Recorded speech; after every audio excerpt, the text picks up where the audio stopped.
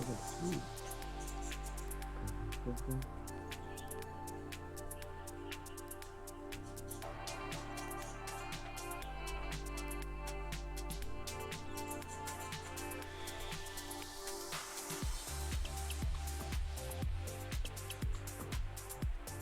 All right, here we are. Today is November 3rd, 2019. And today I got a special guest, Mr. Ed Lewis. Go ahead, say hello to the audience out there. Hello. And so let's get right into it. Like you, well, let's start with your story on how you got into the ball lightning and plasmoids in general, because that's a very interesting story. Yeah, it is actually, yeah. It's because I was 5 years old. I used to go around breaking rocks, and I got kind of good at knowing if a rock would produce a good spark or not. Because I was mainly interested in sparks. I want to create showers of sparks with breaking rocks. So I got kind of good at it, and then I picked up a rock that it was really heavy for its size, and I realized, wow, this is going to really produce a good amount of sparks. So I usually waited till dusk, so it was kind of dark. So and then I started breaking these rocks, and yeah, there was a huge shower of little sparks coming out, white sparks. But the next day, I took fragments of this rock out onto the street, and I hit it, and what started shooting out were maybe 2 millimeter or 1 millimeter, something like that, 3 millimeter size white like sparks, but they instead of like just sort of falling to the ground real fast, they shoot off. Like I could watch them shoot off. They went out like meters ahead of me. For some reason they're all going straight ahead to not to either side, and that was fascinating me. I was like amazed. So they just bounced around. They just bounced around the top of the sidewalk or whatever. No, they flew out straight ahead, like about a meter off the ground, just straight, Oh wow! almost like aiming at a trailer that was in front of us. It was like I was surprised. I was thinking, is it really going to hit those trailers? What is that? Were you going for it then? As it Yeah, became a challenge, right? yeah, that was amazing. That was okay. And then I hit it again one last time, or one of the last times. And instead of these big white sparks that went straight ahead of us, what came out were these colorful sparks that changed color as they moved around. And like one of them circled me and went around us because there was a girl next to me, and it went out around both of us in about 2 seconds. Huh. It came around, and it hit me right here on the wrist, and then it went inside. I mean, that scared me because I could feel it burning or something in there. I thought it was gonna really cause damage down in my wrist. What type of like chemical composition do you think like the rocks had? Do you have any idea? Guesses now, looking back. Yeah, because I got into mineralogy after that, and I think it was a type of GNEIS. That's nice, or I don't know how to say it in English or whatever, but it's a type of metamorphic rock.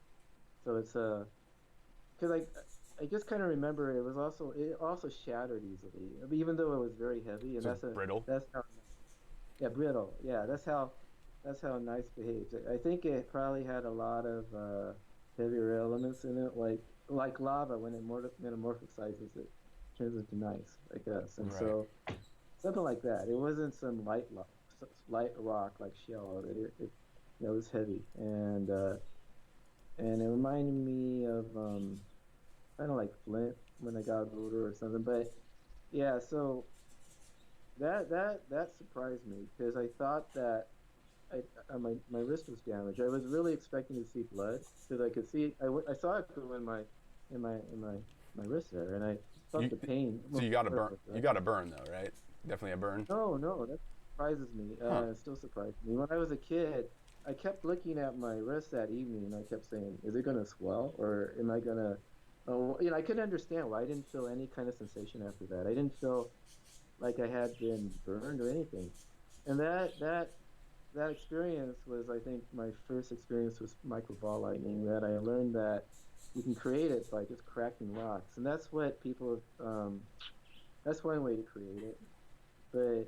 Wait, and what do you think it like was the deeper scientific view of that, or like how do you think that was going on? Some type of like like flint and steel, or like magnesium and quartz, and with like electric discharge, or what do you think? What's your hypothesis on like? Yeah. When you crush, there was a man named there is still a man actually named Carpentieri in Italy who does and others who've done fracture studies of fracture. What happens when you fracture different kinds of rocks like marble and everything else?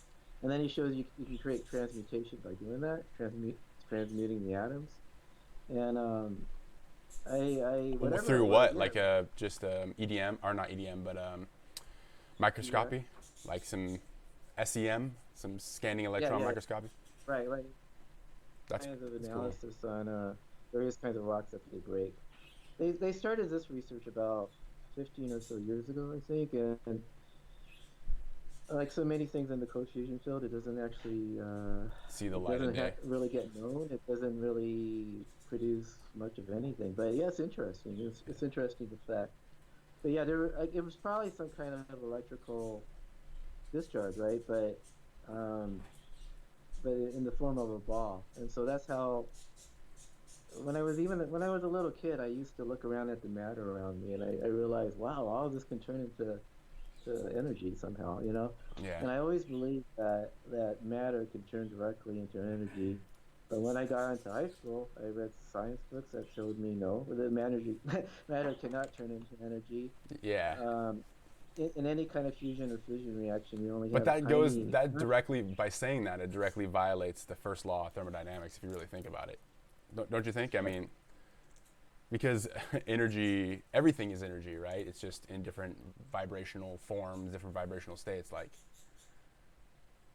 Yeah, it's don't you supposed to think? be everything energy, but Yeah. according to the laws of quantum mechanics, Right. you can't you can't break up a neutron or a proton. You can only supposedly change a neutron. I mean, a proton to a neutron or a neutron to a proton, but there's only a little bit change in the mass of that object. You know, and the Right. neutron and a proton is almost the same mass.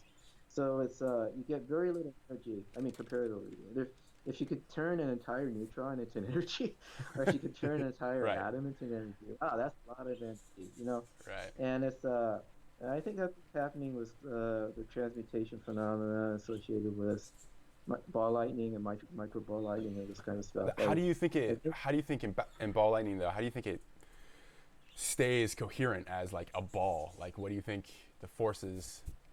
Like, if it's not like, okay, so as far as in the galaxy, the idea is that gravity holds it together. In a as far as ball lightning goes, what do you think is holding it together? The spherical natural object.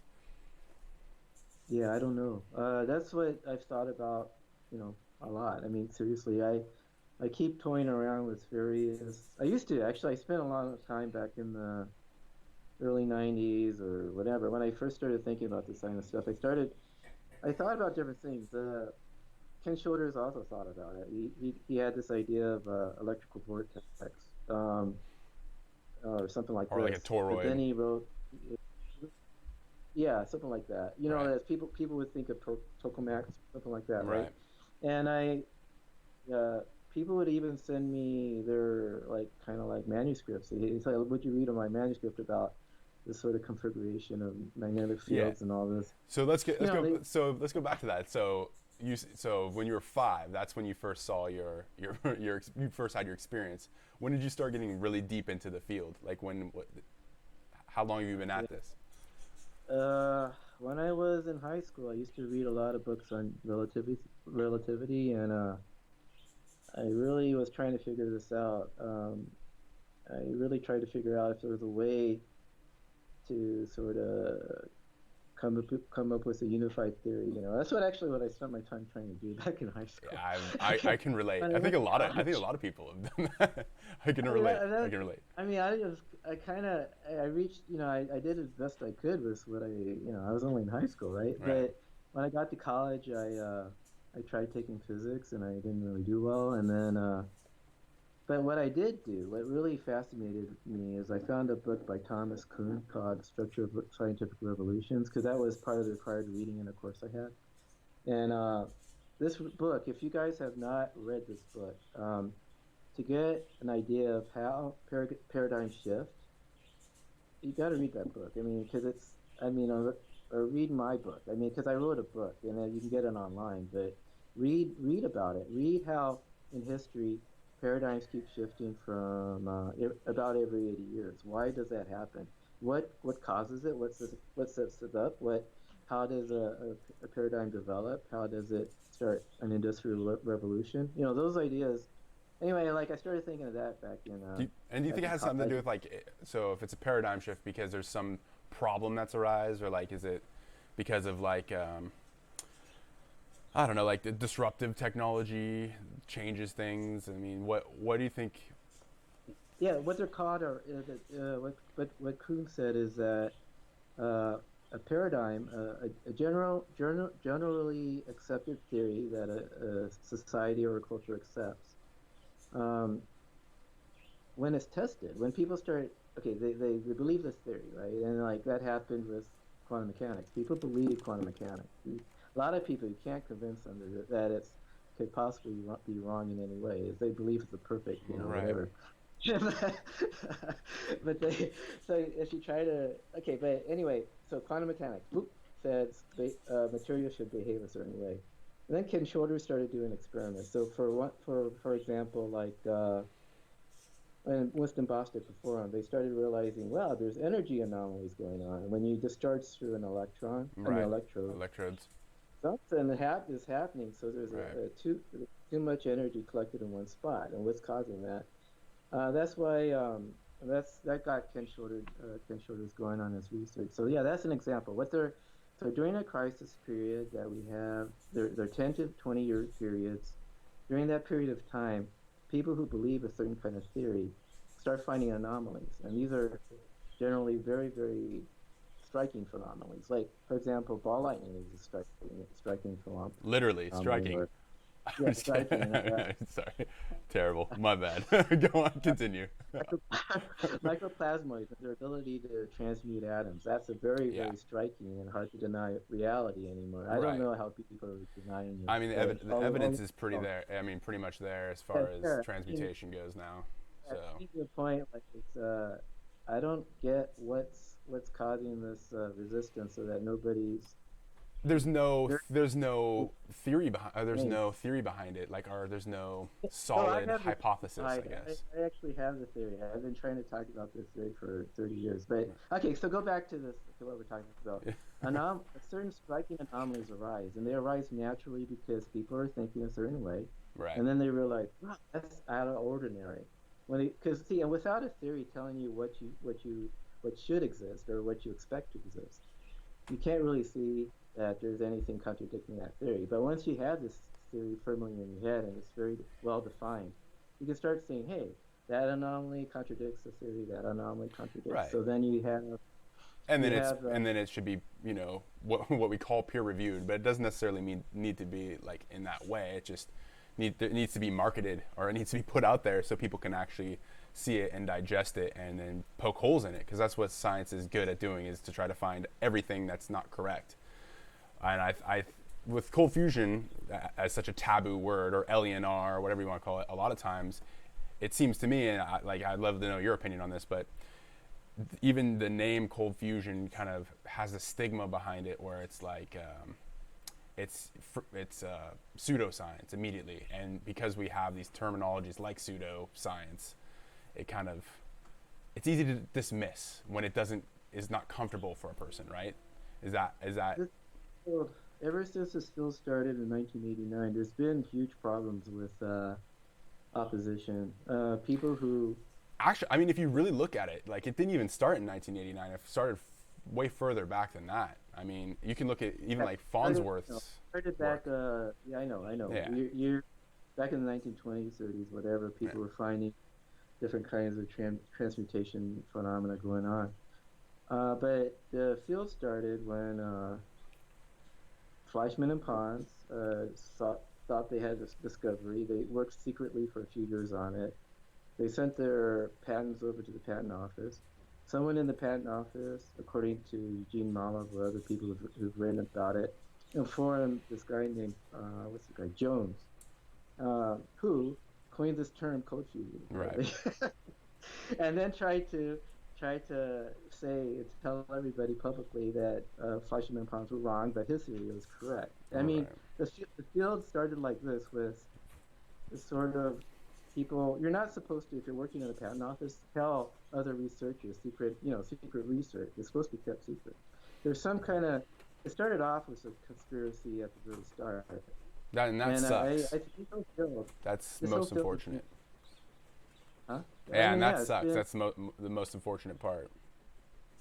Yeah, I saw a video where Jones in some kind of conference. They organized some kind of conference back in 1989 and took a vote about, hey, is this? He kind of made everybody take a vote, and people raised their heads and said, no, ColdFusion is totally false. Fleischmann ponds are Right. totally whatever. It's all wrong. Don't listen to them. And that sort of suppressed the field for a long time. So And it what's your still is. hypothesis? What's your theory and your hypothesis? Like going back to what you're saying. You said you kind of have a theory. Is it Yeah, on yeah. this or like a So unified theory? yeah. So I got interested in okay, what I learned from reading Kuhn's book is that the way, because see, I used to think that by studying relativity theory and then studying it very hard and studying quantum mechanics and stuff as much as I could understand, I'd be able to find relationships and kind of have my own ideas and Piece my own things theory. together. That's kind of like, in a sense, that's kind of what Einstein did. But I mean, he had a pretty solid math background. But Right, yeah, no, it's not what Einstein did. What Einstein did back in 1905, starting or 1904, during those years, is he was looking at the evidence collecting during that crisis period, because hmm. there was already a well-developed classical field theory paradigm, and Hmm. he started realizing different phenomena, including like the speed of light is constant, Right, including the quantum effect.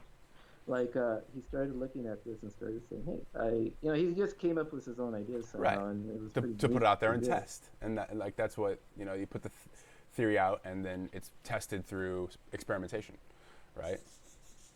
Yeah, he So started right, putting theories out, and they started getting tested, and his theories proved correct. right, But it all starts though at every crisis period. It starts from a formulator. I call him a theoretical formulator, looking at the evidence and just kind of like trying going to understand and but coming up with new hypotheses. So right, right. every 80 years, there's new hypotheses produced. And so for me, when I read Kuhn's book, I realized, wow, instead of spending my time reading science books, why don't I try to read literature about anomalies? So I focused on that. So during the 1980s into the 1990s, and I started reading about different anomalies. People were Right. saying subjectivity in 1986 was an anomaly. That it's something that wasn't predicted by quantum mechanics. How could that?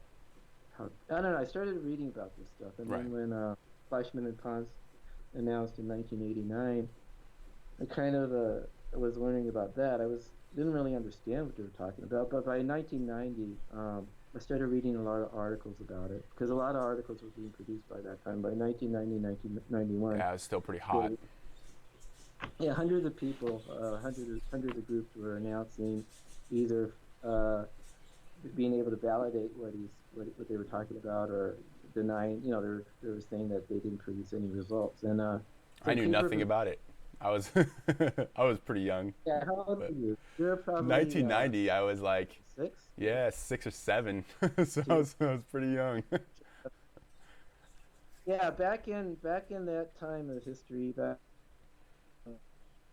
89, 1990, it was really big news in the science kind of Right. magazines and stuff. It's you go to the journals. Like I worked in the science library. It's actually one of the best in the country, actually, and I could just walk around and find the latest information on like Journal of Electroanalytical Chemistry or Fusion Technology and stuff like that. I could just get it as soon as it arrived in the mail. Right. So yeah, I was reading all this and trying to understand this, but I got more and more focused on ball lightning because at that time too, the ball lightning field was fairly active. They were having conferences every 2 years. It was actually a pretty big field. It was a growing field that people are getting interested. What is ball lightning? They were talking about it and writing articles. And that's where I started to see that there were correlations between cold fusion and ball lightning. That the same phenomena that people talk about, like excess energy or strange behavior in materials that were happening with ball lightning,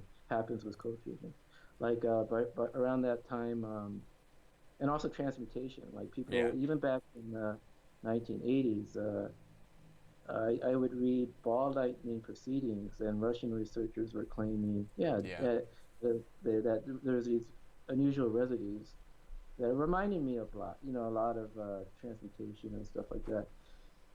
So then one night, I found this an article by Matsumoto. This was 1992, and as I was reading it, and I was very intrigued by Matsumoto because he was showing actual a palladium electrode that had heavy elements he was claiming in it. Right. And I was like What? amazed. It was like Yeah. Wait, that was what? the yeah, he was really claiming effects that far and above what other people were claiming. There were And at documenting that it really well too. yeah, documented Yeah. very well. Yeah. And around that time, there were about two other people claiming some sort of elemental production, but not to the extent that he was. So and then I read, he wrote a paragraph where he said, I have found circular traces on nuclear emulsions. I don't know what these are, something like that. But I'll show it in articles they're going to be publishing Yeah. soon. Yeah. But yeah, so I read that, and I knew that ball lightning produces circular marks a lot of times. When it hits an object like a board or whatever, it can leave a circular mark. Right. And I said, wow. And that's what got me thinking, wow, maybe Matsumoto is producing microscopic ball lightning in his electrodes, Right. and in between the grains of the electrodes, that there was these little microscopic ball lightning sitting in there, Have taking in you the have you ever looked at it's a process to create like a ceramic coating on aluminum and titanium. It's called yeah, I've done experiments on it before, but it's called oxid electrolytic oxidation. Oh man, plasma, something along those lines. Like there's several different abbreviations for it. There's lots of papers for it, but it basically looks like a bunch of glitter on when you put it through electrolysis process. It looks like a bunch of little glittery balls of light, little ball lightning or whatever, like little glitter all over your negative anode. yeah. And it creates like a ceramic coating on the outside, and they use it in aerospace and stuff like that. Have you you Yeah, know what I'm talking into about? the thin film something or whatever.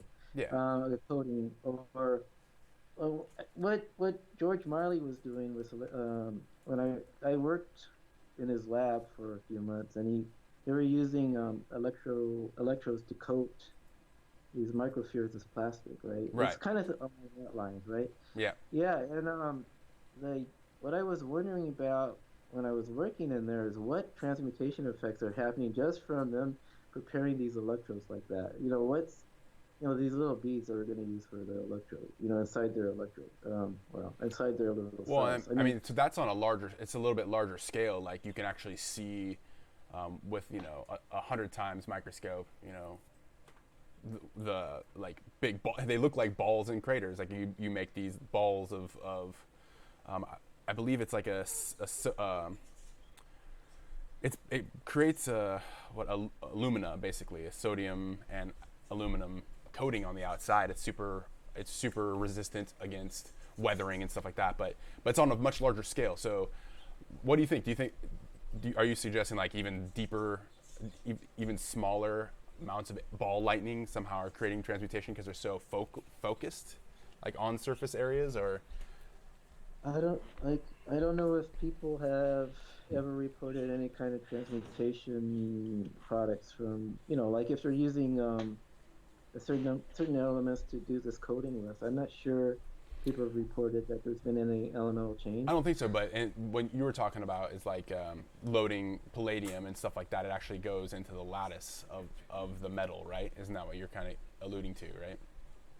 No, no, not at all. What? No, no, I wasn't focusing on that. I mean, that's what originally in the Cold Fusion show, that's what people focused on. They Right. were trying to load deuterium into palladium, So what's your but I mean, hypothesis on it then? Like, what's your theory? oh wow, my Put it in like the simplest terms you can for like a child to understand. What would the theory be? my theory would be something of the sort of atoms themselves can shift to a plasmoid state, I call it. Um, how that happens, or why it happens, or why it doesn't happen all around us all the time, that I don't know. But like it seems to have something to do with like some sort of electricity. If you have electricity in the right circumstances, it'll apparently transmute the atoms somehow. I mean, even if you fracture a rock, it'll apparently transmute the atoms. But why? What? How to, the whole thing is, and I started to believe back in 1992 that not only uh, in cold fusion reactions are microplasmoids being produced that behave like ball lightning, but also that the atoms themselves are converting to these little ball lightning. And so I was, for me, I don't quite, people have asked me many times, okay, how would you define how an atom is structured, right? Okay, if I believe an atom can convert to ball lightning, well, then what is an atom, or how is a ball lightning structured, or what's the relationship there? And the problem is You're talking about like the geometry of it in a sense, like. Well, the internal structure of an atom and the internal structure of the ball lightning. What's holding that electricity, the intense amount of electricity that potentiators and others have tried to describe? They say it's particles and waves, right? I mean, well, people say different energy states, yeah, spinning up and down. people have a lot of a lot of different notions, And our sensors are like our sensory ability is limited to the electron, so we can only see things with an electron scale, right? Right, exactly, right. So we're trying to use what technology we have. What we have some control of electrons. We have control of, sometimes we can control the trajectory of particles, and we can use these to. We have pretty limited resources, technologically, right? How are we going to be able to probe what the inner structure of a ball lightning is? Yeah. Until people get that technology, we can't just shoot like electron beams at things or laser. We could try, Yeah. People should try, because actually, what's happening in the last few years is certain Russian researchers like Bogdanovich have started to claim that they can make these ball lightning plasmoid objects stay on the surface for days. Like they say they can videotape this moving. Here's an interesting. Have you seen that chemical reaction where, and I don't know exactly the chemistry involved, but there's basically they drop this ball of like, it seems like it's like sodium the way it reacts with the solution, but it literally changes like to black, and then it goes invisible for a second, and it looks like a little ball of lightning, like not ball of lightning, but ball of energy, most certainly, like a of course it's heat that it's emitting from a chemical reaction, but nonetheless, like have you seen that, like, and that's still not explainable. So same kind of principles, like how would you get some type of spectrographic like the light or the radiation coming off of something like that does weird things like that? Seems like such a huge challenge. What's good though is that if it's really, I don't know. I mean, Bogdanovich, I don't really know who these people are. I just know I saw a paper. What was he using to try to record? Yeah, that's what from what I can tell, they keep kind of secret about actually how to reproduce what they're doing. And that sucks. And I think that's not going to help anybody. So this is probably related to Russian military research, And so I just until people get to the point where it's very common that they can keep these balls of light going for days, on a substrate, then you can start testing. I mean, try shooting little laser beams or try shooting electron beams or something and see what happens. Try to probe what the inner structure is. But until then, I gave up years ago trying to just hypothesize or just to guess. I don't want to talk about its magnetic fields when I don't know that. I don't want to talk about its electron somehow doing something. I don't want to. I don't really think of ball lightning as a cluster of electrons. So you can consider it like that because they seem to emit electrons. But it's just these words like electrons.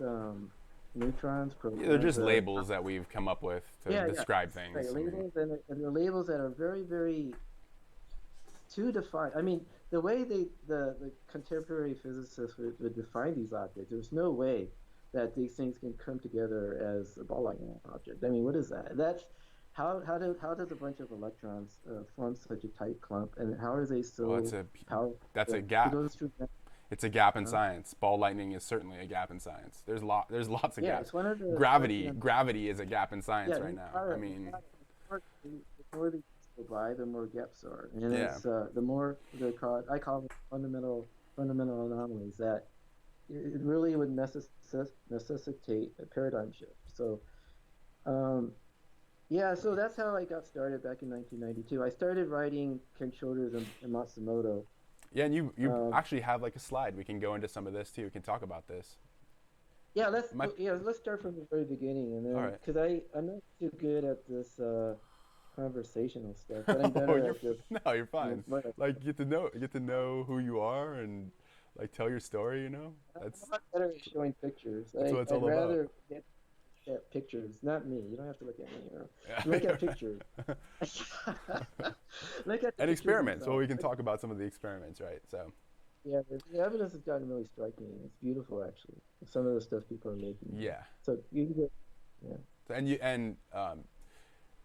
Let's see. So the first slide. I mean, you were on Gary Hendershot and 2008. But I can't. You can't See, see it. this, All right. Just no, look at the. If you look at the stream, it's a little delayed. Maybe that's why. So what I can read over it. but I'm trying. Let's see. Plasmoids Yeah, I'm 2019. going to your right. Uh, yeah, this is not going to work, bro, because I can't see what. I'll See, read I'm it. gonna try to. Plasmoid presentation in 2019. This Yeah, presentation extends and follows up on a video presentation I made with Gary Hendershot in 2014. New research there results it is. I and got pictures. You got it? it. See it there?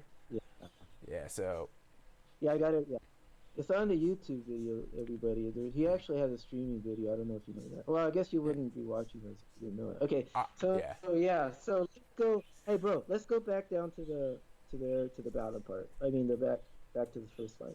Okay, Yeah. yeah, okay. You see here, this is following up on this plasmoid paradigm, the current depression period by Gary I Hendershot, might be able to Murray grab King, that and me. video. You want me to try to grab that video? Nah, cause we won't have time. If I don't know All how right. long we Oh, have. it's Hendershot, This is right? a slide presentation, so it's gonna take. Yeah. I particularly want to talk about the sapphire experiments, which I thought were cool, really Yeah. cool, Those are cool. and amazingly cool actually, and also yeah. So I just want everybody to know if you want to see a similar video to this, go to that presentation by Gary Hendershot All and right. his other things. Okay.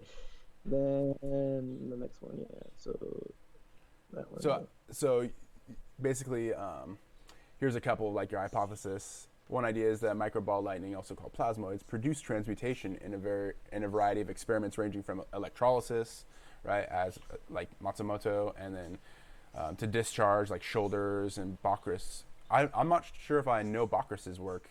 Can you go over Bacchus a little bit? Bach- cool. Bacchus was actually the guy who started this back in the 1950s, decades, Okay. decades. He was working in a lab and he was doing electrical discharge experiments, and he realized, and this is what's so amazing about Bacchus, he realized, wow, these clumps of plasma look like galaxies, and he started like, and I found this Scientific American article called Plasmoids. He coined this term. It's a really cool term, like plasmoids, right? Um, yeah, he showed pictures of, okay, there is a spiral galaxy. There's an example of a bar galaxy. He showed different kinds of plasmoid shapes he could be able to make, and then started relating them to the shapes in the sky. What was he? What was And his? What was he using? You know, like what his, like a reactor? Like what was he? What was he using to demonstrate some of that stuff? okay. I think what he was doing was simply he had two electrodes, and then he Pulled a was vacuum and yeah, in a vacuum or something like that, or in gases. I do know that over the years their technique changed, and they started getting more and more sophisticated, and they actually even tried. They were doing fusion research because they could see that they were able to produce helium through this technique he was using, huh. but that was at very low levels, and so but yeah, at the very beginning, he was, I So think, just there could have been a margin of error then. no, I mean, no, Pretty well it documented. was low. I mean, it's known that at very low levels, yeah, if Okay. you charge between electrodes and certain gases like deuterium, yeah, you'll definitely get tritium and helium. I mean, that's always been known. But what hasn't, yeah, this whole cool fusion field is going far beyond that. But Yeah. back in the 1950s, 60s, people were doing this sort of Right. what started from his yeah, if people really, I mean, if you're interested in the history of plasmoids, read uh, Winston Bostick's earliest 1950s, 1960s articles about how these plasmoids look like galaxies. And then he started to say, well, the galaxies are plasmoids, which was a totally Right. different concept than what other people had. And this field took off. Originally, this field was a cosmological field. Right. The early study of plasma, cosmological. It was astrophysical. They were studying galaxies as if they were plasma objects. So And this kind and of branched off into, yeah, you're talking about plasma cosmology and right, Birkeland, and then you start going right, into right, scientists like that, and right. And then they went yeah, to Alphen, and then Alphons, yeah, there's a bunch of Eric Lerner wrote a really cool book in 1994, 1995. It's called The Big Bang Never Happened. So if you want to study the development of the that's a plasmids and the that's a sensational book title, that's for sure, in the scientific community. when I found it, I was like amazed. It was like, wow, What? because not only did he do a good job talking about the history and tying things together, but he himself was trying to, extend this to his own, putting in his own ideas. I think though, and I tell people this a long time ago that what the problem was his way of looking at it. I mean, I think he's still alive. I don't know. I don't know if he'll watch it, but just to criticize what they were doing, a whole group of these plasma cosmologists kept ignoring Ken Shoulders and kept ignoring natural physical ball lightning phenomena. You don't ever really see them try to relate their cosmological work to either Ken Shoulders' research, who maybe they didn't even know who he was, or to anything to do with cold fusion or anything to do with ball lightning. And that's the failure of it. That was a I think that's kind a of pretty big trajectory. failure in all of science, actually. That's a huge problem that the scientific community faces, is being able to keep the channels open for multiple disciplines of science to all work together. It especially makes it difficult when there's so much competition for the people trying to get funds in their school and in the educational system that's set up. Or I should say the the There's a natural aversion that if they want to have a reputation in science, like if they that too, yeah. They want that's it. It philosophy really comes from down to like ego, really. It's almost like a spiritual thing or like a social science. It sucks. yeah, they're not going to talk about cold fusion, and you can't. Fleischmann Pons is taboo. I mean, Yeah. it became really taboo. And I was just reading about. I wrote something about in my book that I wrote there. I was reading it before because I wrote a book. It has a chapter on the history of science and the history of the plasmoid field and the cold fusion field. There was a man named Julian Schwinger who was a Nobel Prize winner. He was really high ranking in like physicist because he got a Nobel Prize in physics, but on quantum electrodynamics theory. But he around 1991 or 1992, he started to protest that all the other scientists in American Academy of Sciences or something like Hmm. turned against cold fusion research and turned against him when he was trying to publish little articles about his theories on cold fusion. He was apparently just kind of smacked down, right? Right. And so I mean, he protested and quit his position Yeah. Yeah. I know the story. Yeah. yeah, you know the story. That's Yeah. really cool. What's really interesting to me about you is you know a lot of these stories and some of this history, and you've Yeah. only been studying field for a few years. Yeah. So yeah, he was sort Well, it's of the guy power. that It's the power of the internet. Like that's what's so amazing is there's so much information at your fingertips if you just take the time to go and look. That's all you have to do. oh, did you go? Can I see the slide before that? I see Yeah. you're at this slide. Can you go back Yeah, one yeah. and I can see? The only other thing was talking about another idea, another idea that you had for plasmoid Oh, states. did you go back one though? I mean, I Yeah, want to see. it's just there's a delay. I already went back, so people are hearing it right now, and they can see that I'm already back, but it's a delay because you're watching it. What was the slide before this? That was just the first one. Okay, Presentation. so Yeah, this is the second one, right? yeah, the second one. Okay, cool. Yep, yep. All right, so that's a chart I made in 2001, and it shows where the crisis periods happen in physics, and you can see that they happen at 80 year. Okay, there it is. We can go Yeah. forward now. Go forward now. Okay, Okay, cool. so here I also mentioned Lutz Geithner, and I mentioned the ICCF 22 this year. Okay, yeah, we can go forward now. If people can read that, you can read it as we're going along. Infinity, Yeah, I started energy, getting letter really to the interested editor. in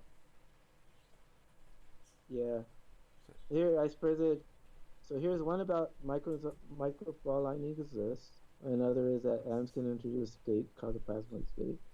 So here's a timeline of history, and it shows every 80 years a bunch of a bunch of anomalies are created, Right. and then who resolved it. And I think I'm the one who resolved the last one because I don't know anyone else who was doing similar work at that time. So in 1992, I told Matsumoto about microball lightning, and started to do a lot of research in that topic. And I sent Matsumoto's Ken Shorter's patents because at that time I found Ken Shorter's patents. And I didn't know anything about Ken Shorter when I came up with this idea of microball lightning, but I found that so many of the ideas that I was thinking about, he had already written about in his patents. He hadn't yet started publishing though. So for me to get information directly from him, I had to go find his patents in the patent places. And so I did that. And so then I wrote Ken Shoulders and told him about Matsumoto. And so Ken Shoulders started getting interested in transmutation at that time. And I started doing research on discharge and how it related to transmutation. That's cool. You connected with them too. Do you know Japanese, or does Matsumoto knows English, or he had it translated? I'm half Okinawan, so Okay. I connected sort of with Matsumoto because he's Japanese. Yeah, I see. and I connected with because not sure why, but because it was cool. Because the Shoulders is doing cool stuff. He was doing cool stuff, and I felt he helped revolutionize computers, and he's like actually had a lot of credential behind him.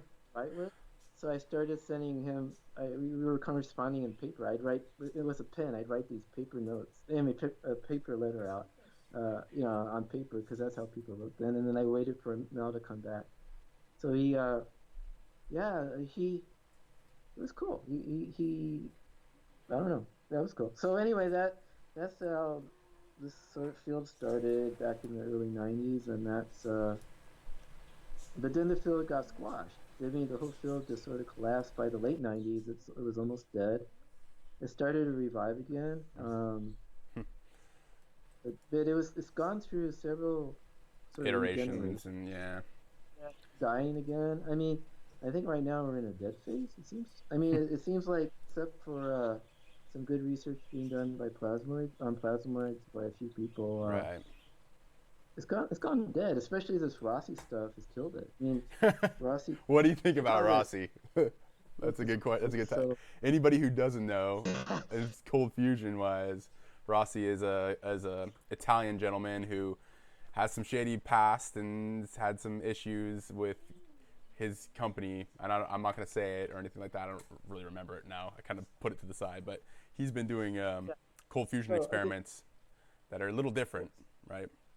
Not all that different from what other people have done, but it's been very, very hot cat stuff. It's almost like a combination of classical fusion ideas with like the new type of fusion ideas, right? Using heat and certain frequencies, radio frequencies, essentially.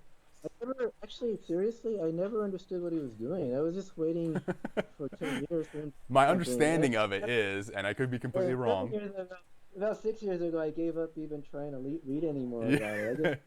Because it's so hush-hush. It's like a dog chasing its tail. Yeah. People are going to keep the experiment secret, and no one can replicate. What's the point? Unless people can replicate what other people do. And that's what science is supposed. Yeah, exactly. Then it becomes like snake oil. He's trying to sell something, and it's about marketing and stuff. And then it's not. A lot of this, stuff seems like it's all meant to collect money. You know, Yeah, in Blacklight Power, I don't know if anybody who knows who they are, there's almost the same. It's like yeah. They have lots and very lots interesting and lots of ideas, talk. though. Yeah, I thought the ideas were cool, but yeah. It's unique. It's I awesome. was waiting for 2000 and no, since 1998 or 1999. That's when he started writing back. To No, me, it still when seems did so forceful. Like my technique is more like I like to call it like harmonic fusion. That's the where I'm going down. But you know, it's limited time, so it's gonna take me a while. But it's like one of my life, like that's my life purpose. I think you know, is more like I was harmony. saying, I wanted to warn people several things. I mean, I don't know, several things I want to warn people about. Don't get involved in secret. Don't get in what you call Anything. that non-disclosure. Yeah, Yeah. don't let anybody get you into agreement where you have to keep secret what you discover. Right. Don't.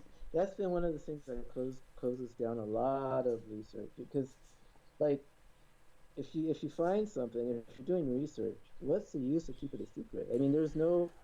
Think, and also the beauty in our day and age is we can post and put our stuff out there on social media for all to see, and it's date stamped. It's all there, and you know there'll be no denying, right? And so if it ever goes to a courtroom situation, if that's really what you're worried about, you have it there. If you make it open to everyone, it's transparent.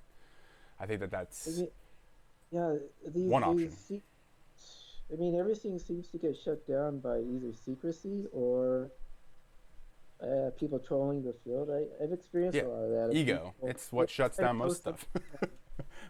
When I try to post something on LNR forum, I have these people who won't even tell their names, like Axel and other people, director, whoever these people are, Yeah, I mean, posting about what I just wrote about, but then spinning it off in some direction that doesn't make if any sense. I mean, if someone it's wants not to these. remain anonymous, I understand that type of side of things. You know, that's perfectly. You know, people like their That's privacy.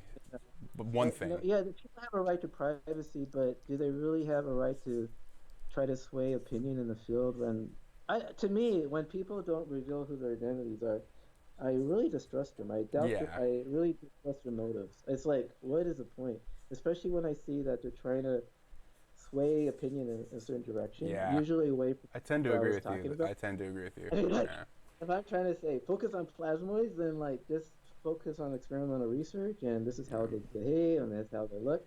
And people try to say, no, no, these are structured like that. It's due to this kind of, whatever. You know, it's just they try to act like they're experts in the field, and I don't even know who they are. Right? So there's people who sort of been doing this for 30 years, claiming they're experts in something or another, but they're not. They're not experts. They don't know what they're talking about. If they're like it, Uh, though. But I think any true expert would say they're would say they're not, right? And that's just my opinion. I guess it's more a philosophical thing, but if you keep yeah, your if you fill your cup up, right, and you're not allowing any more information to feed in because you think you have it locked down, then you're never gonna learn anything more and find new, yeah, you know. people who are the experts are the ones who don't think they are. I mean, they just sort of feel, Yeah, I'm not whatever. sure. I Yeah. mean, let's keep asking nature. I don't know. I don't know exactly what's going on. This is what I Yeah, think, but we're looking at this information on the slides. Okay, yeah. the first slide that we showed was Ken Schiller's picture of Right. what a plasmoid looks like in a photograph, and all you could see is this kind of round Fuzzy, spherical fuzzy thing. cluster is a good explanation of it. So And what fuzzy was cluster. interesting to me is that it looked very much like Urutskev's. This was year 2000 or 2001. He published this picture that Same principle. looks like a comet to me. Yeah. But those two things look the same, which is pretty amazing. A streak of a plasmoid going across some kind of a film will leave a very similar looking thing as a And photograph do you know? of the lightning Do you know like the gas, experimental yeah, setup of like that. those? Like what were the experimental setups that they had going on? Yeah, yeah. Ken Shoulders explained all of this. It's just that he kept it secret, and he wanted apparently everybody to keep it secret because he wrote a book called EVs, The Right. Telediscovery. And on the cover of it, he says, "This is all top secret. You may not disclose what's inside." So I know I could go through and try to, but I'm not allowed to because he doesn't want. Right. Ken Shoulders, when he was alive, and apparently did not want people to know what was inside his book. So he wrote a 400-page book and was full of pictures and explanations, but you can't read it. And that's one of the other problems in this field. There's so much secrecy. It's hard to believe. Like I never understood Ken. Originally, I thought Ken Shorter was keeping his book secret because he wanted to make money off it. But why? And that makes it obvious, to a very, and this is sad to say, but it brings it to a very valid point, which is, extraordinary claims need to be backed up by extraordinary evidence, right? I think that's like Carl Sagan said that, it's like, and it's true. You have to be able to be ready to present it to the scientific community. So. And he had. If anyone ever gets a copy of his book, he has extraordinary evidence in that book. Right. It's just that you won't get it unless you get his book. And so, always been curious of how he had his experimental setup, and I'll probably ask Hutchison next week. That'd be great if he knew, because I know he was friends with him. So, Hutchison What? next week, yeah, he was friends with Ken Shoulders. So Yeah, that's something you could talk about. yeah, I'll write that down. Actually, that's a really good question. How did they even get to know each other in the first place? Did they ever work together in the past? Did they? I think he was interested in what Hutchison was doing.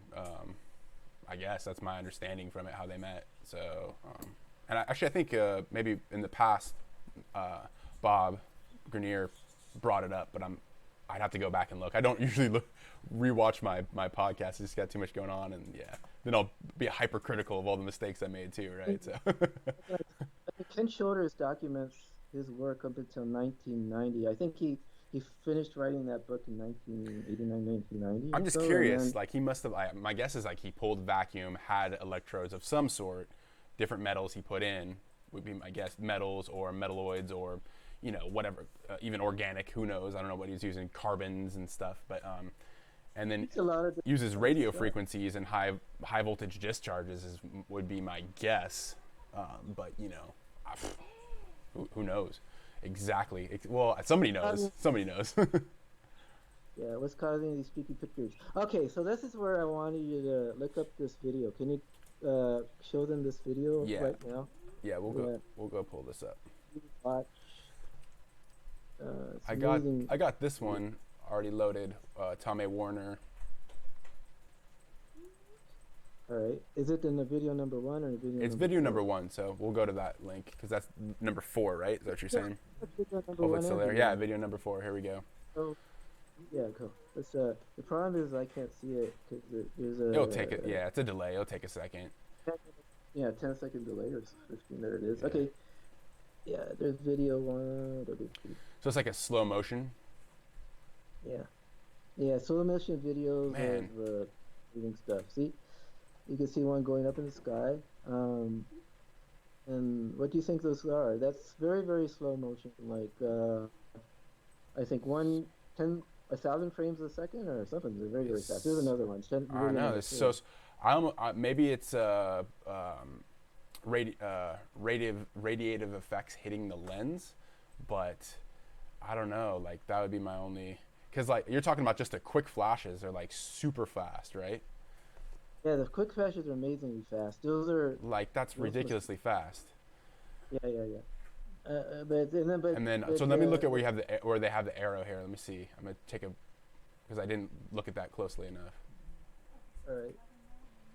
So there's a second one going from right to left. You guys, everybody see that? That's I used to in my papers and stuff. I call that kind of a darker state because there's different states of plasmoids, and I think that's a dark state plasmoid, and the first one was a bright state, a white state. Yeah, video 4. There it goes again. So what that is wrapped around. Very slow. I mean, very fast-moving ball lightning, but slowed down like this, you can see it move across the screen. Right. And then what you see happen is a whole the trail that's kind of determined by that ball lightning going across the sky. Yeah. Lights up, and so we see that as a lightning bolt, but we don't see the ball lightning aspect. The sky, yeah. Is moving so fast, type of deal. Yeah, and there's a smaller one going now from right to left, and that is an example, I think, of a darker state one, because there's different states. One ball lightning can change states from dark to bright, so they have different behaviors when they're dark. And like pulsing between positive and negative or something like that. yeah, I'm not sure what if it's positive or negative, but it just whatever they pulse between being luminescent and Visible, being dark. not yeah, being visible, Uh, not if they're dark enough, then they start going through materials like walls and wood and whatever. I mean, they just go through anything like metals. One of the internal sort of differences of opinion that I have with a man called Lutz Geithner is that he doesn't actually believe that what Ken Childers was talking about a black state plasmoid that they can, for example, go through thick layers of metal. Or he doesn't believe right, that kind of stuff. He thinks right, it's that electrons can't. I mean, he has a certain way of visualizing or right. describing what plasmoid can do. But I actually believe what Ken Shoulders was talking about, partly because I think it actually is the way ball lightning behaves. Well, When ball it would lightning, be super sweet to explain how to traverse the galaxies faster. Potentially, there's lots of implications to it, but once again, yeah, like right, extraordinary right, claims need yeah, extraordinary evidence. application idea that Ken Shoulders wrote about. He found out that he can teleport somehow. These ball lightnings or macroplasmoids will carry along atoms with them, and these atoms will appear wherever where the ball lightning deposits them. Somehow they can go through like atoms normally can't go through glass, but when they're in the dark state like that, they can carry along atoms with them and they deposit them somewhere else. So that's amazing stuff. And so that's people have talked about teleportation of whatever like that, but Well, and that like the chemical, like I was talking about the chemical reaction. I wish I knew the exactly the name of it, but it was like literally, it went invisible for a moment. Like it also went completely black, and it went through all these different transitions of different, diffraction of light, and it's just really really interesting. And at one point, it completely goes clear. You can see straight through it. So, and I could imagine how that potentially could happen with subatomic particles, maybe, but I don't know. Like that's again, like it's like you were talking about earlier. It's like just thinking about a lot of stuff, hypotheses and theories. This is how we test it, though. That's the most important thing. That's why I was asking like how Ken Shoulders did his work and stuff like that. Like we have to, go into some experiments, and like that will bring us into like sapphire stuff too. just guessing, try to get his book or try to base. I mean, he did a lot of research. People don't have to scratch. They could read his articles a lot. Have you read his 19? He started writing a lot of articles from around the year 2007 or something. I've read a few, Have but you not actually enough. looked at his articles? I've read a few, but not enough. Yeah, try to at least add as background information so you're not replicating stuff or whatever. Try to learn from the modern researchers like Bogdanovich and Barnard and all these people. Yeah, Yeah, we're going through these as you're as I'm talking and we're talking about all this. I'm missing all the stuff you're showing. Okay, yeah, here's Barnard reports that. Okay, yeah, here's an example of the ball lightnings going through. I think it was mica in that case. You can that's see they crazy. leave tunnels, and Yeah, then they leave deposits when they, I guess, end. I mean, so somehow this whatever this is moved through material, left tunnels and left deposits on the side, and then turned into that. yeah, I mean, that's how I that's cool. visualize it. Yeah, it's a sphere of not really a sphere, but a round, kind of flat disk of material that they say is transmuting material. It's left behind, Um, right? that kind of, yeah, like residues. Yeah, Right. that's what. I kind of view it that probably the ball lightning just disappeared there, right at that spot, and then it left that stuff. I mean, What it picked up the along the atoms. way. Not. I'm not sure. I don't. We don't because they don't know. I Right. mean, Or yeah, here or it what is. it. It shows you Yeah. the elemental analysis, and it shows you, yeah, that carbon was very prominent, Right. and that's the same feature seen in a lot of these kinds of microplasmoid deposits. You find a lot of carbon for some reason. They don't quite know where it comes from. That's what they're reporting sapphire to. Is The that they're seeing carbon carbon builds up, huh? the carbon they don't know where it comes from. speculate that it comes from the atmosphere, and some say it comes, who knows. Um, Matsumoto, a long time ago, showed pictures. I think I may have included it in here of carbon balls that he produced through electrolysis, and he didn't really have much to say except that it was carbon. And I didn't really understand by that time, I didn't really understand how he was doing the experiments either. So, Right. And so do you yeah, now? I mean, because I haven't read enough of his work either. Matsumoto, you have some papers you can link me I, later. It'd I be awesome. try to, I mean, yeah, I was able to talk to him. I mean, I talked to him on the phone. I never met him personally, but I was able to correspond with him. I don't Just know, I understood what he was doing fairly clearly in the early 90s, but by the late 90s, when he was making carbon balls and other things, I didn't understand how he was going about doing it. I'm not sure he even described it. It seemed like maybe I have no idea. So yeah, slaughter his people man. can go back and try to research all that. I just never got a clear concept except it was doing electrolysis. He was discharging between electrodes. Exactly how he made them, I don't know. But Electrolysis experiments, it looks like. okay, so here it is. Everybody, if you want to see the research here on plasmoids, yeah. So I wrote down about a bunch of citations you can read, And I'll link this and too. I'll link this so people can download this if they want, and or put it on their Google or whatever, and be able to look at it, look at the presentation. I'll link it in the description once this is over, and put it in the cool. podcast as well for people listening. Probably people listening going like, "What the hell are they talking about? I'm not seeing anything. What are they talking about?" So, yeah, Yeah, that was a cool paper. That's one of the leading things that Matsumoto did to do nickel regular water electrolysis, and palladium heavy water electrolysis, but right, making all these traces. That was some really pioneering research. That was yeah, good stuff. Um, but everybody ignored him because I talked to him on the phone. He said the ColdFusion conference is closed-minded, and they apparently never let him present in one of their conferences, and they haven't let me present on Plasmoid either, actually. Though I keep like even in the last conference in Italy, I sent in abstracts and I got no response on my abstracts. I kept asking them, did anybody read it? What do you think yeah. about Maybe it? just the right person hasn't seen you yet or something. You never know. Just keep Okay, moving so forward, right?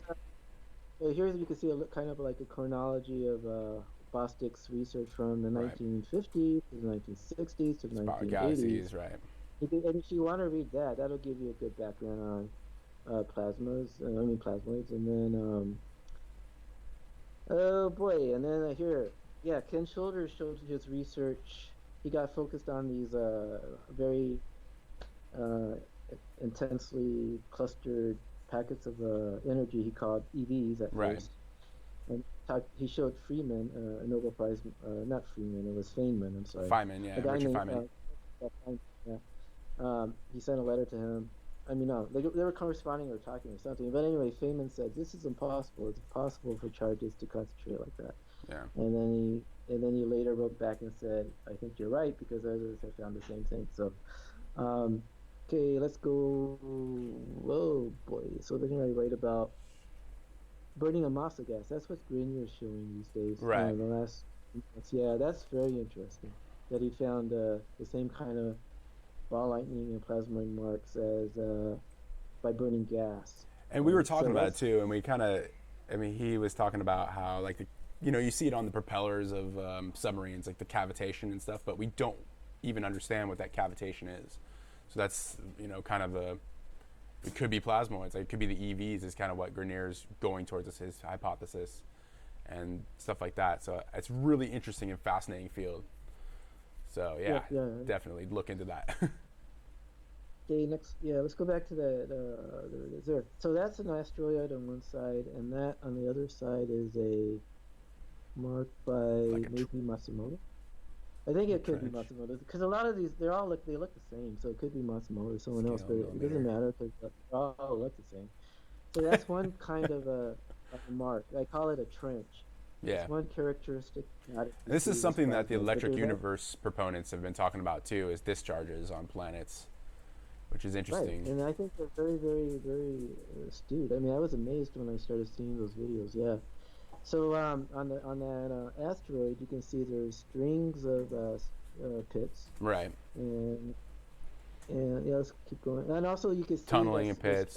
like Spa yeah. War, There's like Spa War. That was actually one of the. You know much about them? Who was it? yeah, but that was back in the what 1990s, something like Yeah, that. but they were using a particular type of film that was having the same kind of traces. Like, they're picking up what they assumed were, I believe, just high like basically neutrons going through and creating these channels. Right. That's what their description of it. Their way to describe it. I didn't think they understood this.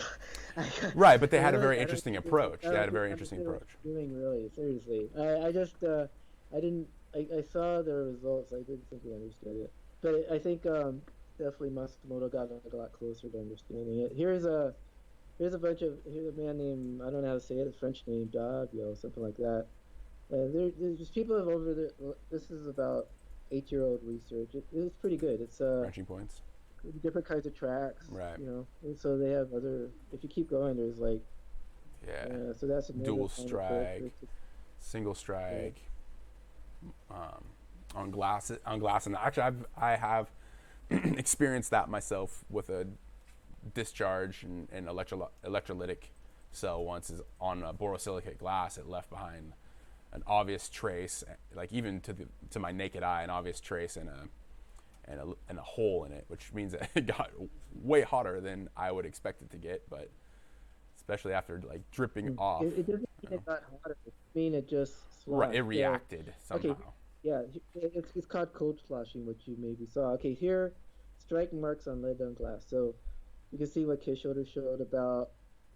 Okay. First, there's two paired plasmoids striking this, and then there's a single strike. And no, let's go back. But what you see there is cold sloshing. You can see how it looks like the glass flowed like almost like water. Like, can Right. you go back? Yeah, Yeah. yeah. Take a second. Okay. Yeah.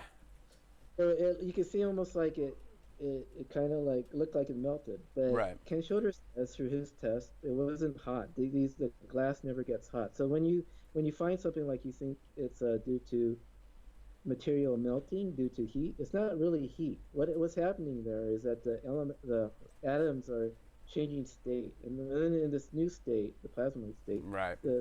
these are very different. They Right. can move around almost like a fluid without any heat. I, So you could have, right. yeah, like liquid palladium or something moving around that it's not hot. Well, It's and well, just that's the funny part is it can't be explained by heat. That's kind of why I bring it up. Like, well, I don't when like I said, I wouldn't expect it to get that hot or whatever. Like, yeah. that's So kind of the right, primitivity position transition from that date 2000.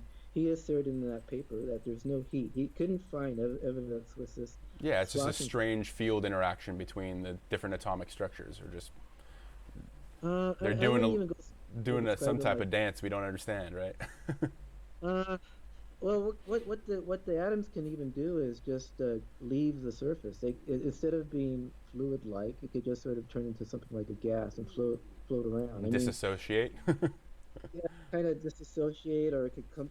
Like my conception of it is they turn into something like ball lightning, and in this state, maybe they can merge together and then Or keep even, merging into dare I differences say, or like a something. black hole redistributing Yeah, matter. That's another way. Dare I say yeah. that? Right. Um, people really have to change their way they think. I mean, I do think there's objects kind of like black holes, but I think they're plasmoids. But I just think it's Wow. a kind of a plasmoid behavior.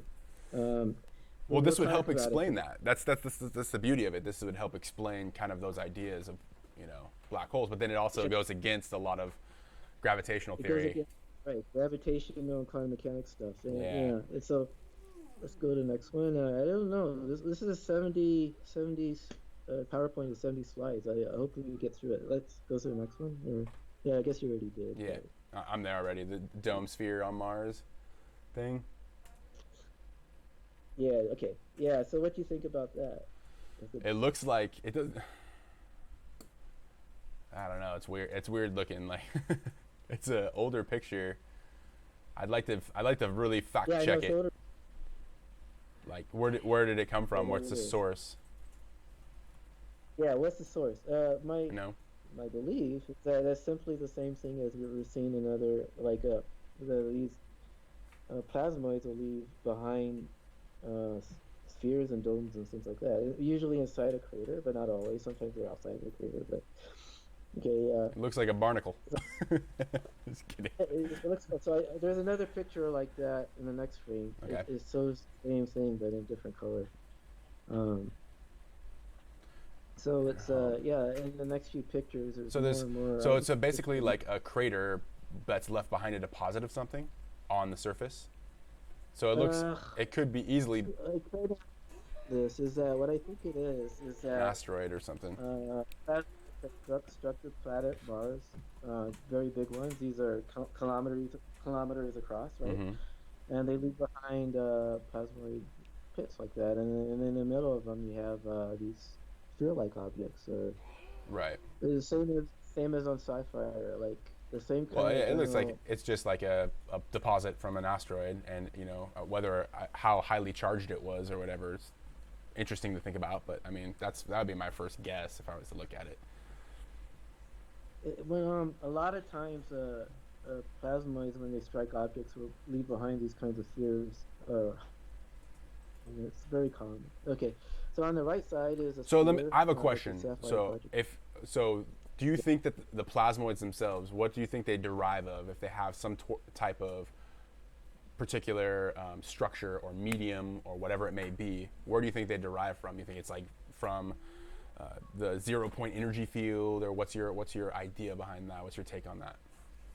Yeah, I don't believe in anything about zero point energy because Maury King does. We were talking about it in the video that I made with Gary Hendershot about 2014. Right. Yeah, a lot of even like people Ken Shorter's work with would talk about zero point energy and stuff like that, but I don't actually believe it. Since I don't see any evidence of it, I mean, what I see is transmutation happening. I see excess energy. Yeah, but I I don't mean, see what any. the plasma? What is it made? What do you think it's made of? Just pure, like, electrons, or I mean, like if you were to label it any way, like to describe it again, like to an 8-year-old, what do you think a ball Yeah, lightning is made what of? I would say. I mean, this is the way I think of ball lightning and microplasmoids is that they're clumps of electricity. But that's it. That's all I know until people can do experiments to determine. I don't know if they're what holds it together. I don't know why they take the shapes they do because they do take various shapes also. I mean, I don't understand that. I just don't think there's enough evidence. People have only started to be able to control these so they can last for 2 days or something or Right. whatever. So 2 days I, is I that's really pretty don't. impressive. That's impressive. Yeah. So if Bogdanovich is, they're not making up a, hoax or something. Yeah, that's pretty impressive. Well, I'd like to see them then Right. take it Extraordinary claims, right? go to all over the world. I mean, those ball linings are apparently big enough so you can see. You can just watch it move across the surface Yeah. somewhere, and you can if they put that on a stage or bring that into any kind of a conference meeting or something and just show that, yeah, it'd be so cool. But it's nobody does stuff like that. That's what really gets me. That so many people talking, but very few people showing good evidence. Yeah. Okay, so So is that was that a okay? So sphere. that so what was that? Yeah, what was that thing that I was showing? What was that glowing object? Do you have a guess? What was Well, that? I went on to the second page, so so I Yeah. read So some what of that, is but that? it looks What like is that? well, it looks like a star. That's what it looks like to me. Looks like a plasmoid or a spherical object of energy. That's you know. Okay. I took a picture of the moon and I just put it Yeah. there. So that's actually the moon. Okay. But Well, I mean, it it's looks very like a spherical. I mean, it's, it's emitting light. It's a spherical object of energy. That's what it looks like to me. okay. So here, so yeah, Matsumoto sent me pictures of microscopic carbon balls. Then when Monty Chow speculate on the yeah. something. Yeah, he was speculating about gravity on the Sapphire video. I was really struck by that idea. Yeah, to have these balls, these spheres form, it's very anomalous if you think about it. What would cause material to form a perfect sphere or close to a perfect sphere? Right. In the universe, I mean, it's kind of a Gravitation evolved, and what proposes this thing, but why is it spherical? I I mean, have why I is have it? a hypothesis on that to be honest. But Well, go ahead. being in a third dimension, like three dimensions of existence, in um, Euclidean mathematics, all that kind of stuff, and looking at three-dimensional objects, the sphere actually has the most surface area out of all other objects. It has the most capacity to carry energy.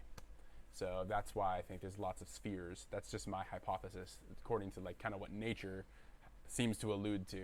Is that it's a very efficient structure, and it's Very good. Yeah, yeah, yeah. That's interesting. Another efficient energy structure is hexagons because that's what honeycombs are made of. I mean, that's why the bees structure their honeycombs like that, a bunch of hexagons.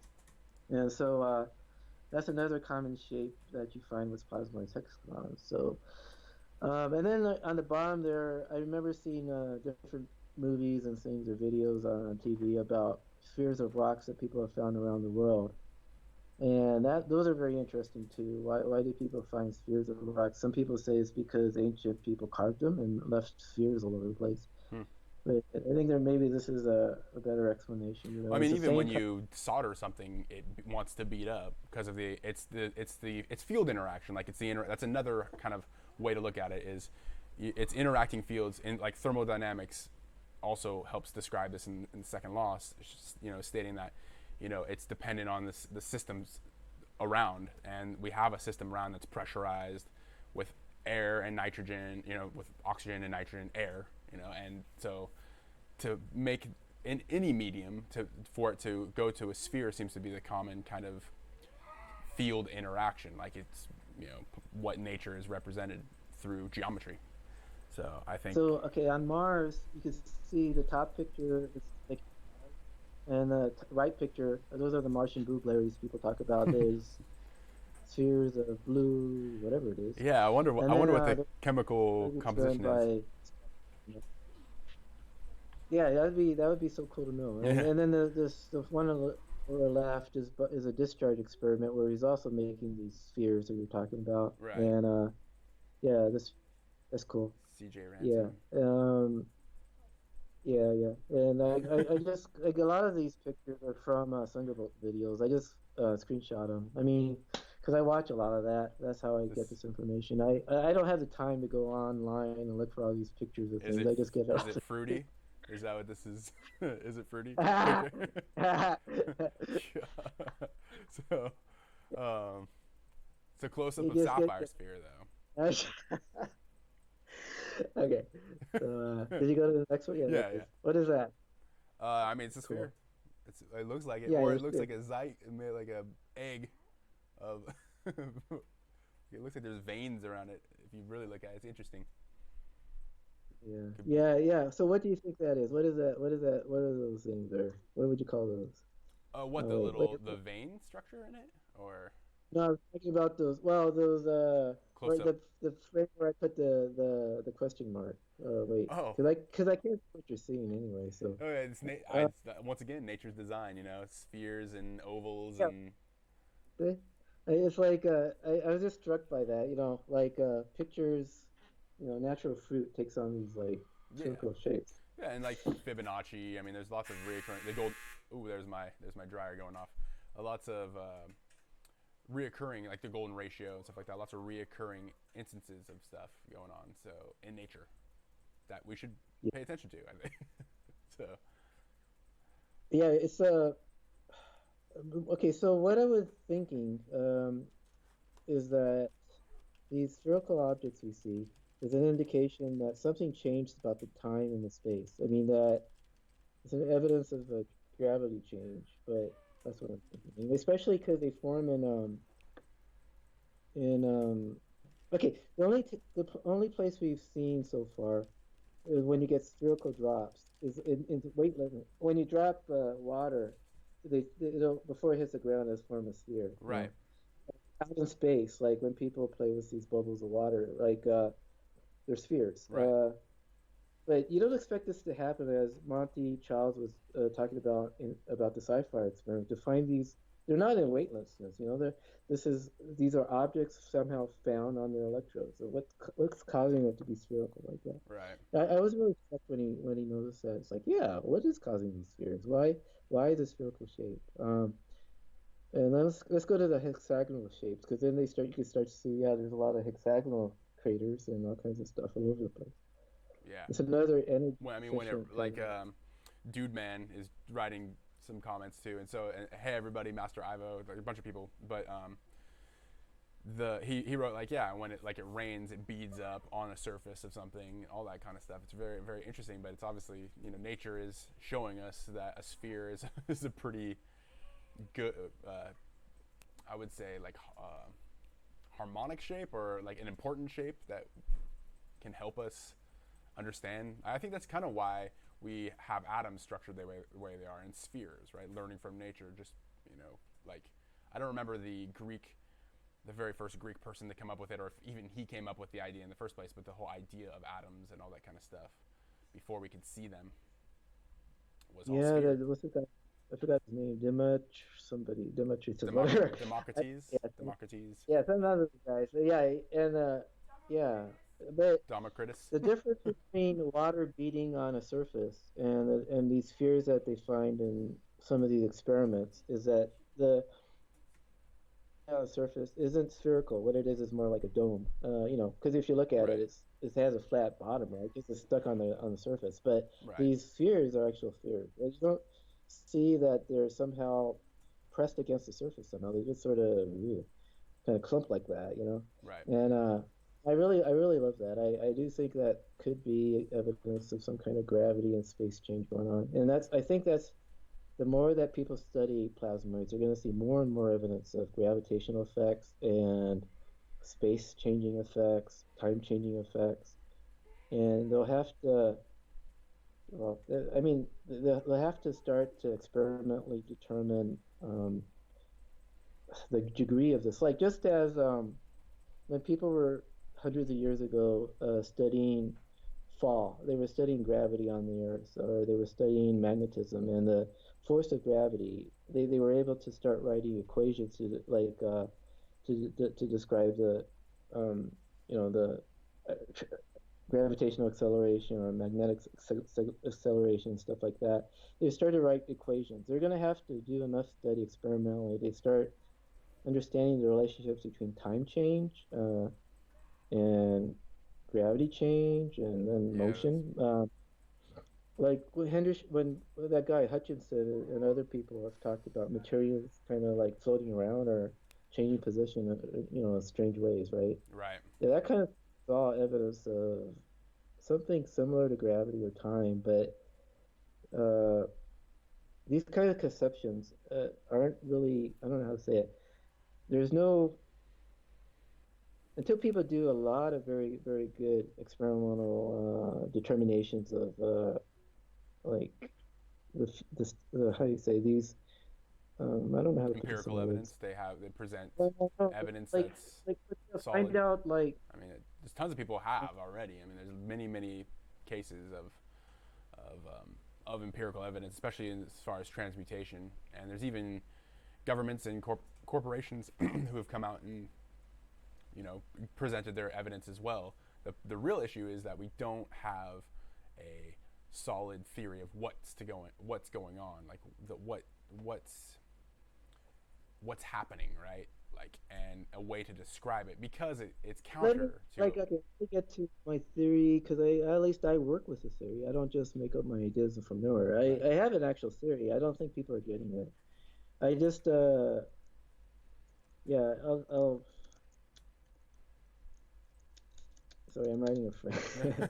So yeah. Yeah, because I just found out some good news. Yeah, okay, it's praise God. I just got some good news, and I Good thank man. God publicly. Yeah, and I also thank God for this video, because even thank God that when I was a kid at 5 years old, that I was young enough to be very, very affected by having a micro ball lightning experience. That changed the way I think about reality and stuff. Yeah, I mean, apparently, I led you think a on this lot path. different. Yeah. Yeah. And I had a second at ball lightning experience about, I think about 4 years ago. I was on top of a hill during a lightning storm, and I saw one briefly for about, I think it lasted a second, but I could definitely see there was a big, well, not big, but it was a golf ball size red ball lightning flying around with a very jagged Movements. tail. Oh, okay. Yeah, like, and it was a red tail. So I saw that was my second ball lightning experience. So I've seen it. That was a bigger one though. That happened when a lightning bolt struck about, it seemed like 20 meters away, and then I looked in that direction, and I saw that ball lightning. So, And where are you on the slides on now? the cubic So, crystals, like this is from sapphire. Is it from yeah, sapphire, or is it from? It kind of got cut off here, but close-up microscope. I believe this is both either Slobodan or Sapphire projects. So no, this is mm, Sapphire. So in this particular yeah, case, there is lead and tellurium yeah, and yeah, yeah, cerium and lanthanum present. mm, yeah, yeah, yeah. So Yeah, I just was struck by similarity. One guy is simply burning a gas, and he doesn't. I don't understand that. That's something I still don't understand. Yeah, and the other people are doing their massive, you know, the Sapphire experiment is pretty big. It's not a small piece of equipment, you know, and they're producing the same kind of stuff.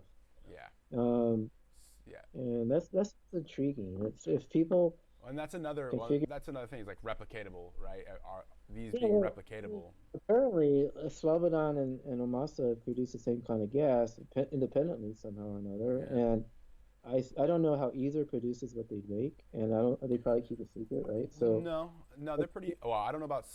I think Slobodan's pretty open too, but I do know that because of Grenier's work and stuff, it's pretty much out in the open how he makes his gas, and he has his electrodes vibrating at like 100 hertz.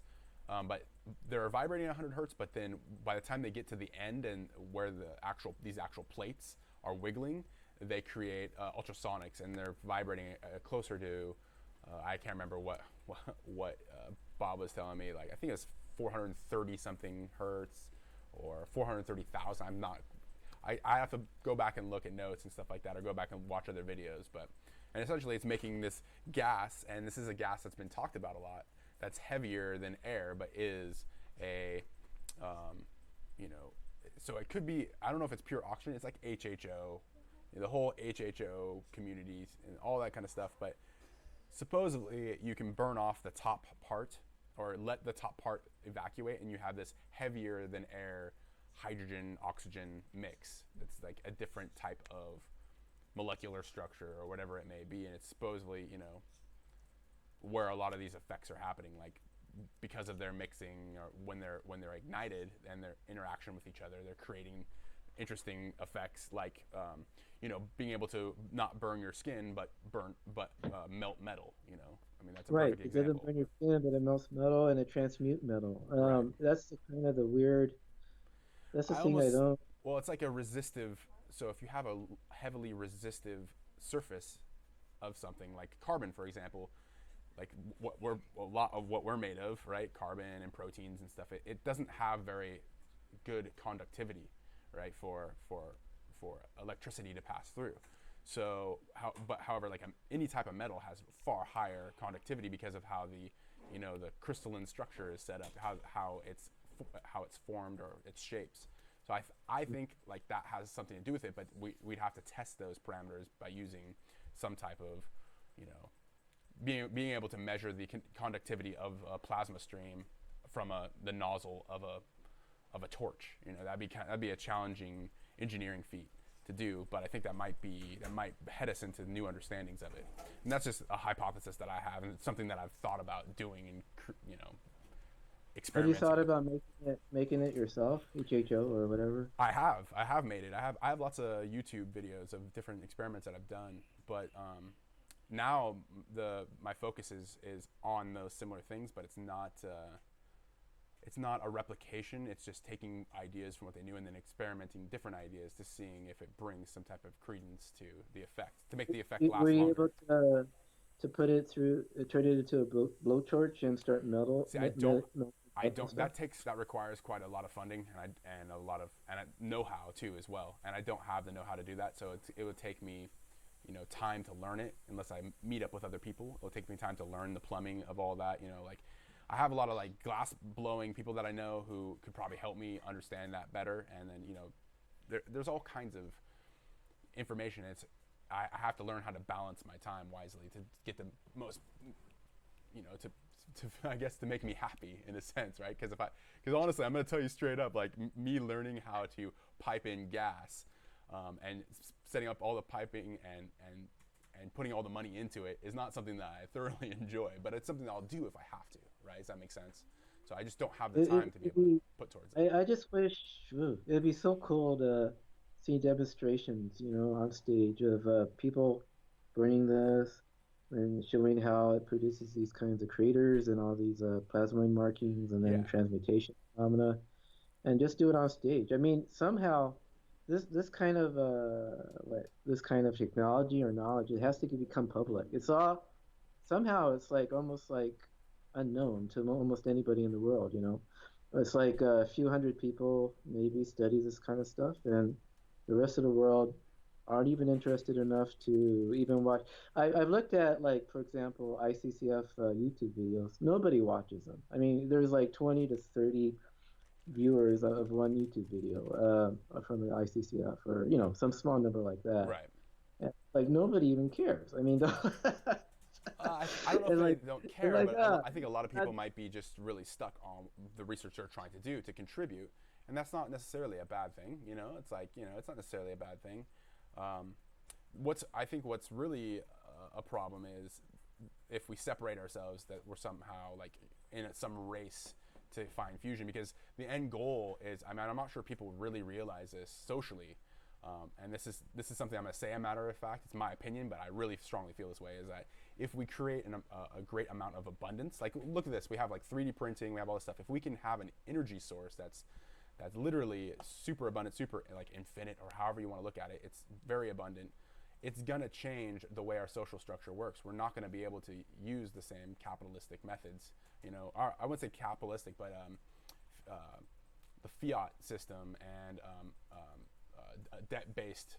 a debt-based economy. Right now we have, if you know much about economics, we have a debt-based economic structure. We have fractional reserve banking for the Western world, and that's much at the expense of our environment and human progression, and to help out people, right? Well, if we have abundant energy where anybody can just live off grid and away from the system, that structure will slowly start to fall apart. So I think that to have the mindset like, oh, I'm going to make a bunch of money off of this is not a very, it's very short-sighted. And that's just how I feel. I think it's just, you're playing the game too short. You want to leave some legacy in your lifetime in this short little period of time and make a bunch of money, rather than thinking about the species and the earth itself. But that's just this is my opinion, and that's something that I feel strongly about. It's like my fact. I could throw that in the face of people or whatever, but that's just, I really strongly feel like I can't see the other way. It's a crossroads yeah, we kind of get to. It's a disruptive crossroad. like Does that make sense? Like, you know what I mean? Like yeah, I mean, I like it. I like it that you're talking about that kind of stuff. I it just scares people. I mean, it really does. It scares people because we're so used to it. We're so used to this type of how we go about things, and I don't think it's going to happen in the next 10 or 20 years. It's going to take a lot longer time. But that's what I'm saying is, people are not playing long term. I think they're more fixated on being the man right now at this moment, rather than being a contributing member to this human experience. For the long term. I don't know. there's a lot of people in the world who never think in that way. I mean, they're not trying to contribute anything to anybody, and they don't even have that concept, about Yeah. their life. Like, they're just into whatever. I mean, no. Let's Okay, not so let's let's not focus on them. Let's keep let's keep yeah. going. I mean, there's okay on the left. Okay, on the left side, there's a old picture from 1994 or something by Matsumoto.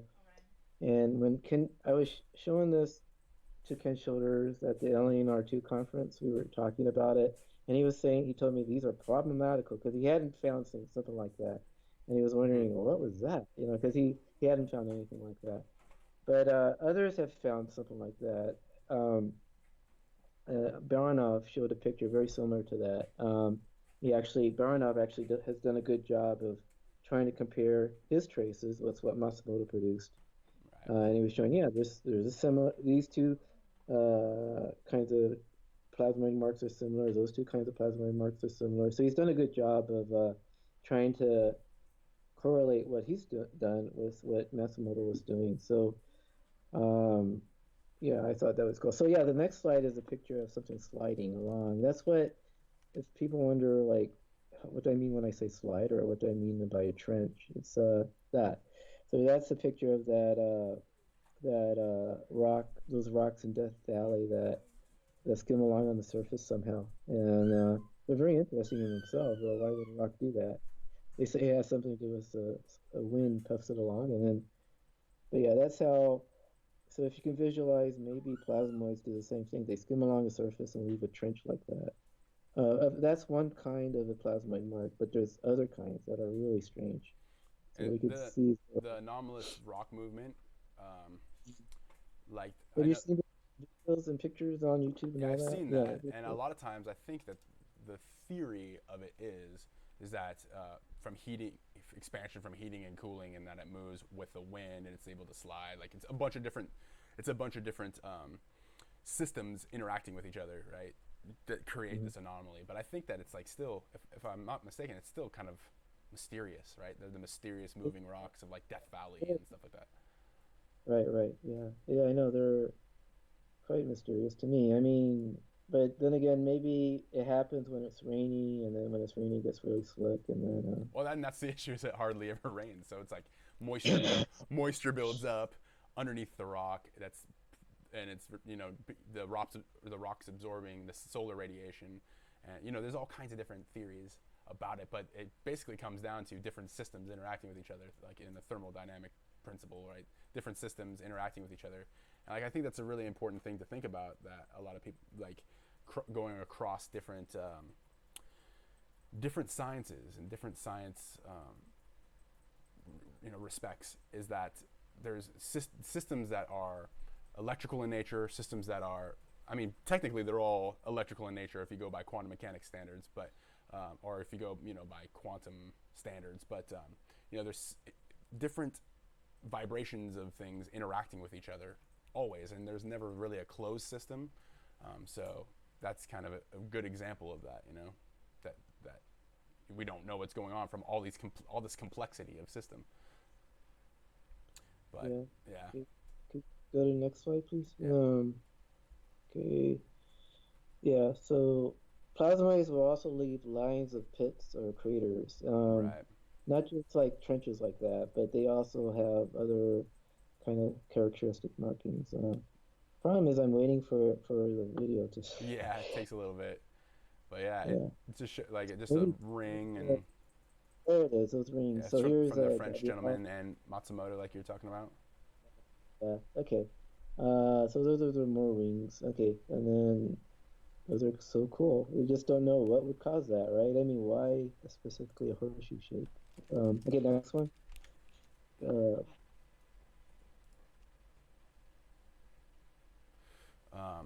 The broken ring, interesting. hmm.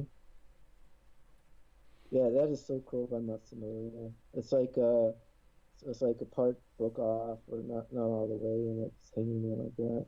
It's interesting. Yeah, it's like um, what? I mean, why? How did I that could happen? not answer that. Originally, I envisioned, okay, we're chained in a circle, but you don't really see something that looks like a chain. I mean, it's not really like it's not like a chain of beads on a necklace. It's more like a solid black thing, hanging around, like a broken half, and yeah, broke part broke off. And, cool. And then Yeah. So there's those two yeah, compared to each other, and Charles. so that one, yeah. Here's a bunch of other ring marks. I just put various ring marks together.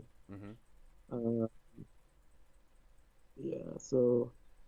Okay, in the Matsumoto, I mean, Ken Shoulders often, some of the Ken Shoulders plasmoid craters look like have an inner hump like that, which, like I was trying to show, reminds me of what they found on Mars. Okay, so next one though. All right. Uh, Different tracks too. yeah, you can see Fragmented tracks in it. tracks. Fragmented tracks. Those are like looks like a lot of static. Like it's really going all over the place on those particular ones. Wow, I Track on haven't yet. board nitride.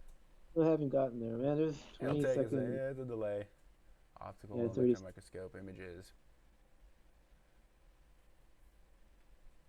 I wonder if I could go, oh, there he is. Yeah, what is that stuff? What? Just a lot of traces on.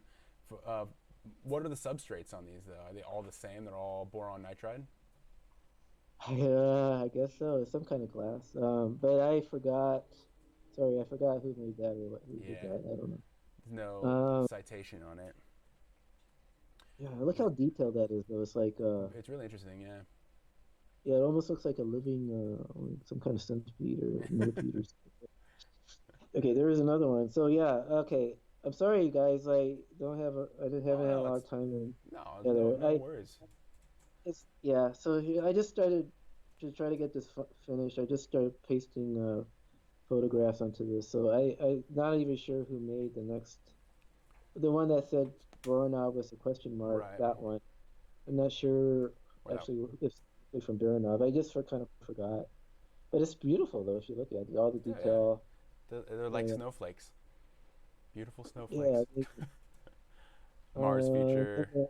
The Voronov picture on the right is from Voronov, and it looks Yeah. like it has a spiral going through it, like a plasmoid crossed that path right there, that part of the picture. And Zhigalov shows those intricate zigzag sort of whatever that is. So those are called caterpillar markings. The middle ones are called caterpillar markings. So that's from Mars. I don't know what that is. I just thought it was a cool picture. Hmm. It's something I remembered from watching UFO stuff on Mars and all that. But and then there was I put we can go back to the yeah the tunnel, well whatever I call it, the tunnel. Not sure it's a tunnel though. Yeah, the No, and Mars then feature, 1.3 miles long, and then Mars tunnel. have you seen those pictures? I have not actually. Yeah. Pretty cool. The Thinking maybe there could be tunnels, but I tunnels don't know. are some type. It's weird. It looks like a worm and it looks like a worm or Yeah. something. It's really So the strange. Or a lava next flow, maybe thing like a lava is a flow. different one. It's really interesting looking Yeah, pictures, interesting. but like having some citation would be awesome too, like NASA or whatever. Yeah, I just get these off of videos I see or whatever. I don't, and those videos are all about UFOs or something, Martian colonies or something. So, there's not much information I'm gonna get. Like, so, okay, Mars tunnel and striations. Okay, keep going because Mm. there's some cool tunnels by this by WL again. There's some, And yeah, those are amazing. So caterpillar tracks. Okay, and then the next one would be just a close up of it. yeah. Very similar tunneling. So, in all your experience, oh, someone's at the door. In all your experience of doing this, like, what do you think? What would you present as, um, the best way to go about things? Uh, As far as like experimental. setting up an Yeah, I mean, experimental setup, like to learn about this stuff. setting things experimentally. I'm really amazed at amorphic gas stuff. So if people can replicate all these kind of markings, you just learning the muscats. If you can figure out how to make it and mass produce it, so everybody in the world can start using it, whatever. And yeah, just that'd be one experimental route. The other way is to continue with this discharge stuff, but to try to figure out what the if any information can be gotten from Bogdanovich or others who are doing the best research now about exactly how they design what they do, and then like I was saying, go ahead and if you can afford the equipment, try testing how these long-lasting plasmoids react to different stimuli, how they're internally structured. If you can try to get better methods of examining the internal structure and figuring that out. That'd be so cool. Yeah. So So I kind of, like but that would take a lot of money. That takes millions of dollars probably. So starting off for people on a low budget, I'd say try to. I'm interested in the muscle gas now, so try to replicate that and then see what you can do with it to transmute that's transmute stuff, so and then ultrason so like an ultrasonic setup with electrodes to make the not gas. ultrasonic. Do Or it the way Ken well, Shoulders started at first. Just discharging through electrodes, and then that's what in a vacuum. Matsumoto did. He took Ken Shoulders' patents and tried to. That's how he originally started was discharging through pin electrodes Oh because yeah, I yeah. sent him Ken Shoulders' patents. So he's trying to replicating that, and that's where he kind of got it into finding carbon balls and stuff. So So make a vacuum and discharge at like what type of voltage do you think? Should it be I DC don't. or AC? I don't really know. Have to play with it, Sometimes I right? think it doesn't really matter because they've tried various methods and they all work kind of. I just Okay. it kind of Then doesn't send it really off. seem to matter. Send it off to your local college that has an SCM maybe. Um, It can be expensive. very expensive. Yeah, What about this? may- What would the practical applications of this technology be? Like how would you actually apply it into real life to help, right? To help humanity or however you want to look at it. To make an industry behind it that would be functional to do things. How would you go about that? uh, And if you don't know, uh, then it's perfectly fine. Like I could say I don't know. I don't know. I figure it's a mystery to me how this things have gotten to this point. How okay, if a muscle gas really works the way it's reported to mm-hmm. act, why isn't it used all over the world already? I don't. Well, And those are the if questions that we need to ask. Like that's what. I'm trying to understand what impedes mass production and is being sold everywhere. I don't. So because I don't know what's stopping this from progressing, I don't know. A, I just figure a try business to needs to. Well, let me a ask you muscle gas. this: a business needs to be made, right? But let me ask you this: if a business is made, right, and let's say it costs you $1 million, and this is lowballing, and we're just for basis, right? $1 million to set up your business that does all the manufacturing to produce what this a product like just let's say it's gas cylinders of the Amaza gas to send around the world for people who use torches or people that use any sort of propane, however you want to look at it, right? Right. They could use that, and they could use this in muscle gas Right. instead of propane, Do you and do you use think that you would see your return on investment for something that's so cheap to produce? Would there be uh, if you were an investor yeah. looking at it, If that amasa gas can be used to cut, for example, metal, like cut and it's like steel safer, rods, and it's for safer yeah. I than a mean, lot of apparently it's safer. clean. It cuts even better. Really? I mean, I don't know, but because I haven't really seen, except for Grenier's videos, I haven't really seen this tested out very well. I mean, Grenier only. There has to be some good testing of this stuff. There has to be some fairly good and open uh, description of the elemental transmutation and what kind of residues you get. Right. There has to be a study of all the different kind of plasmoid marks you can get. Okay, what I wanted to show there about those tunnels is that one of the interesting kinds of track patterns you find are called caterpillar tracks, where you have zigzaggy markings, and Right. it's apparently is it almost as if it's hopping because you see that it seems to skip a little bit of space, and then you find the track start again. Right. And what the tunnel that W found right there shows is that underneath this one of the, I mean, his, because on the surface that would look like a caterpillar track, but they had a very good microscope. If they look even closer with their techniques, they can see that there's a tunnel under it. That's even more interesting than something kind of skimming along on the surface. There was something boring around on the bottom. Underneath, like And there's a counterpart, like a counterpart to it. like there's a Like well, if you were to look at the surface of the metal, it's basically it would be making like a sine wave, right? Is that what you're talking about? Like it would be making valleys and peaks. like on that one, it would be more like periodically boring a hole upward somehow, or kind of sucking the material inward. I don't know. I don't know even how, seriously, I don't get it. And what's also very interesting is that that tunnel is actually a two-part tunnel. It's a straight, very fairly long for for the scale straight line, Mm-hmm. but in the middle there's no tunnel, and suddenly it ends at one point, it starts at another point, maybe millimeters away or something, but in between is empty. And that's what, to me, that could be indication of state changing, where it was in a white state, it changed to a black state, kept moving, and then it's changed back to white state. And that's what I was trying to show there, that that could be, because I don't know any, I don't have direct evidence of it, but that could be an example of state changing from black state to white state. Yeah. And that whole realm of study of black state behavior has to be understood better too, which is, Ken Schroeder says it's very hard to understand all that stuff because it's hard to detect all that. It's hard to detect a black state plasmoid, but he said you could see their kind of where they start and where they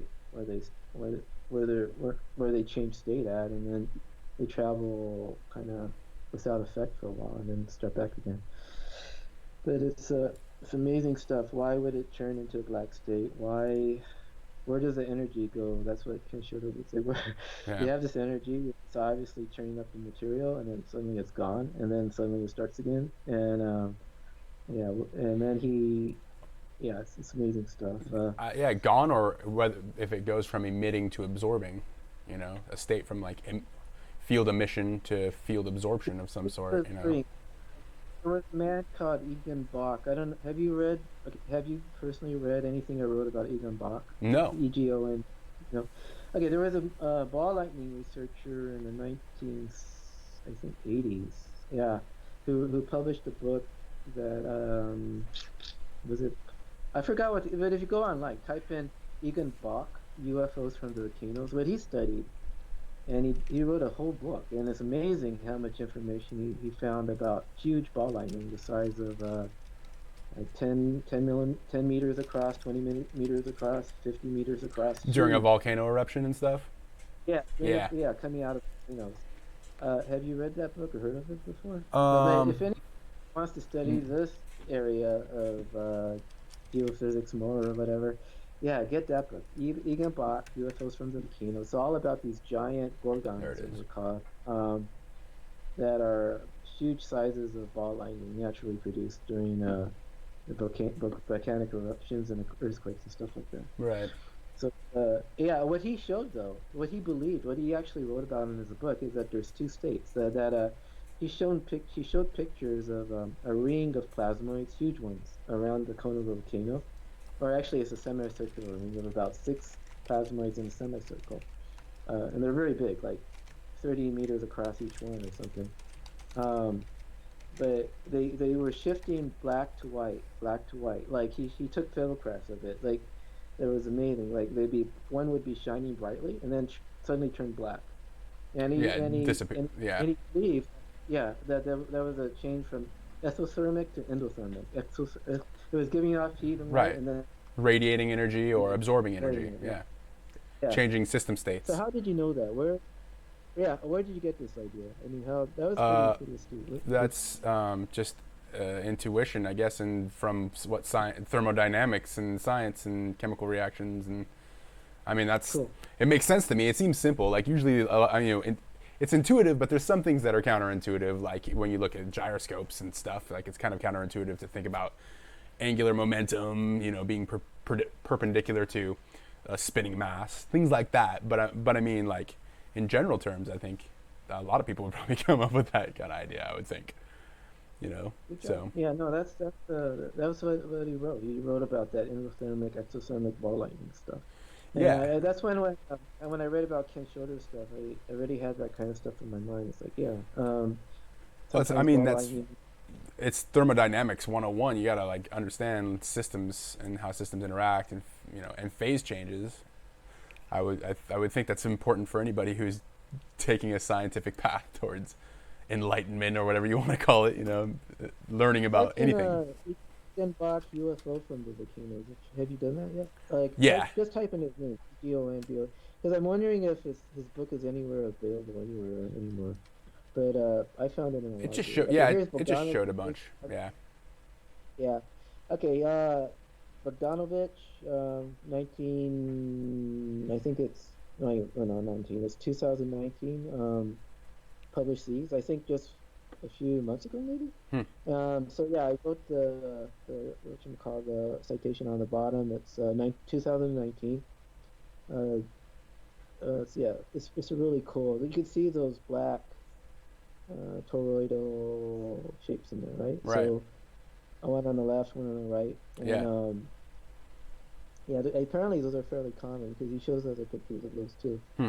What when I saw those, they reminded me of a picture I saw back in 1992 or 1993 when I was doing research in a library.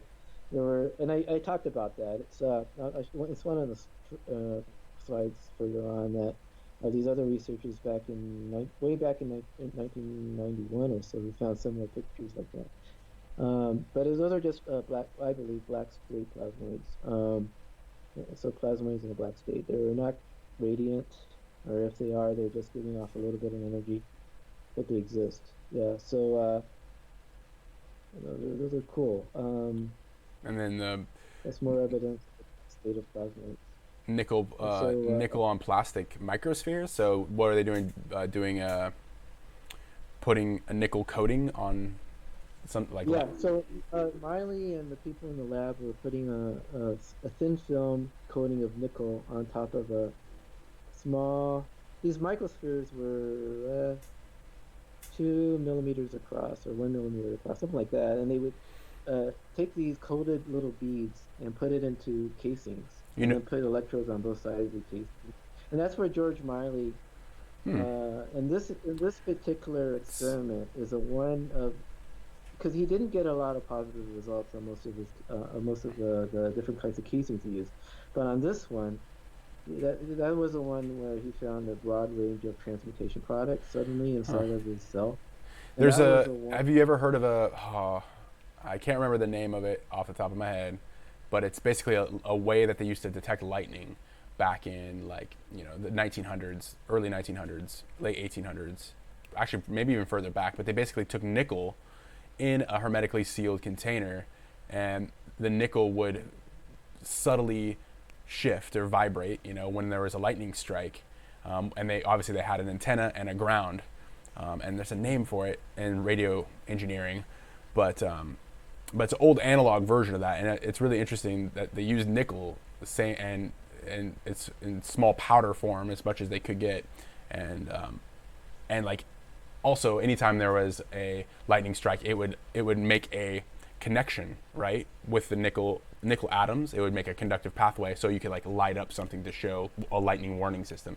That's basically what it's meant for. But That's interesting. I yeah, not heard. yeah, it's interesting. It reminds me of that because like this is the same kind of principle. A whole bunch of little micro balls of nickel. Do you know how they put the nickel coating on the outside of plastic? You know how they did that? Yeah, they were sputtering. They had Okay. a sputtering technique, but it's apparently quite difficult for them to do this. Yeah, it would seem like Yeah, it yeah, onto yeah. plastic. It'd be Anyway, hard. they would take a nickel electrode and just sputter.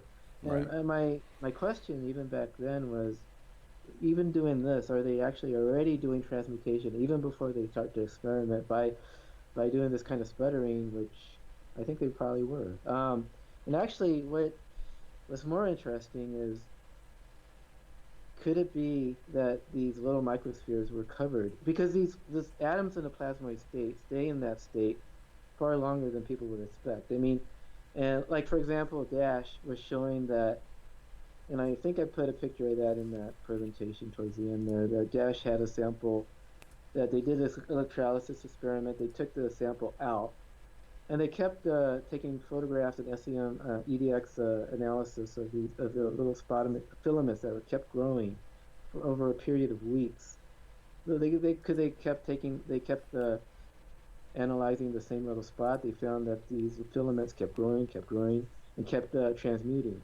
At least that's what they said in their paper back in the around 1994, 1995. Right. So it's So that was pretty amazing evidence to me that, wow, maybe like the atoms stay in this active, I call it an active plasmoid state instead Yeah, of a dormant.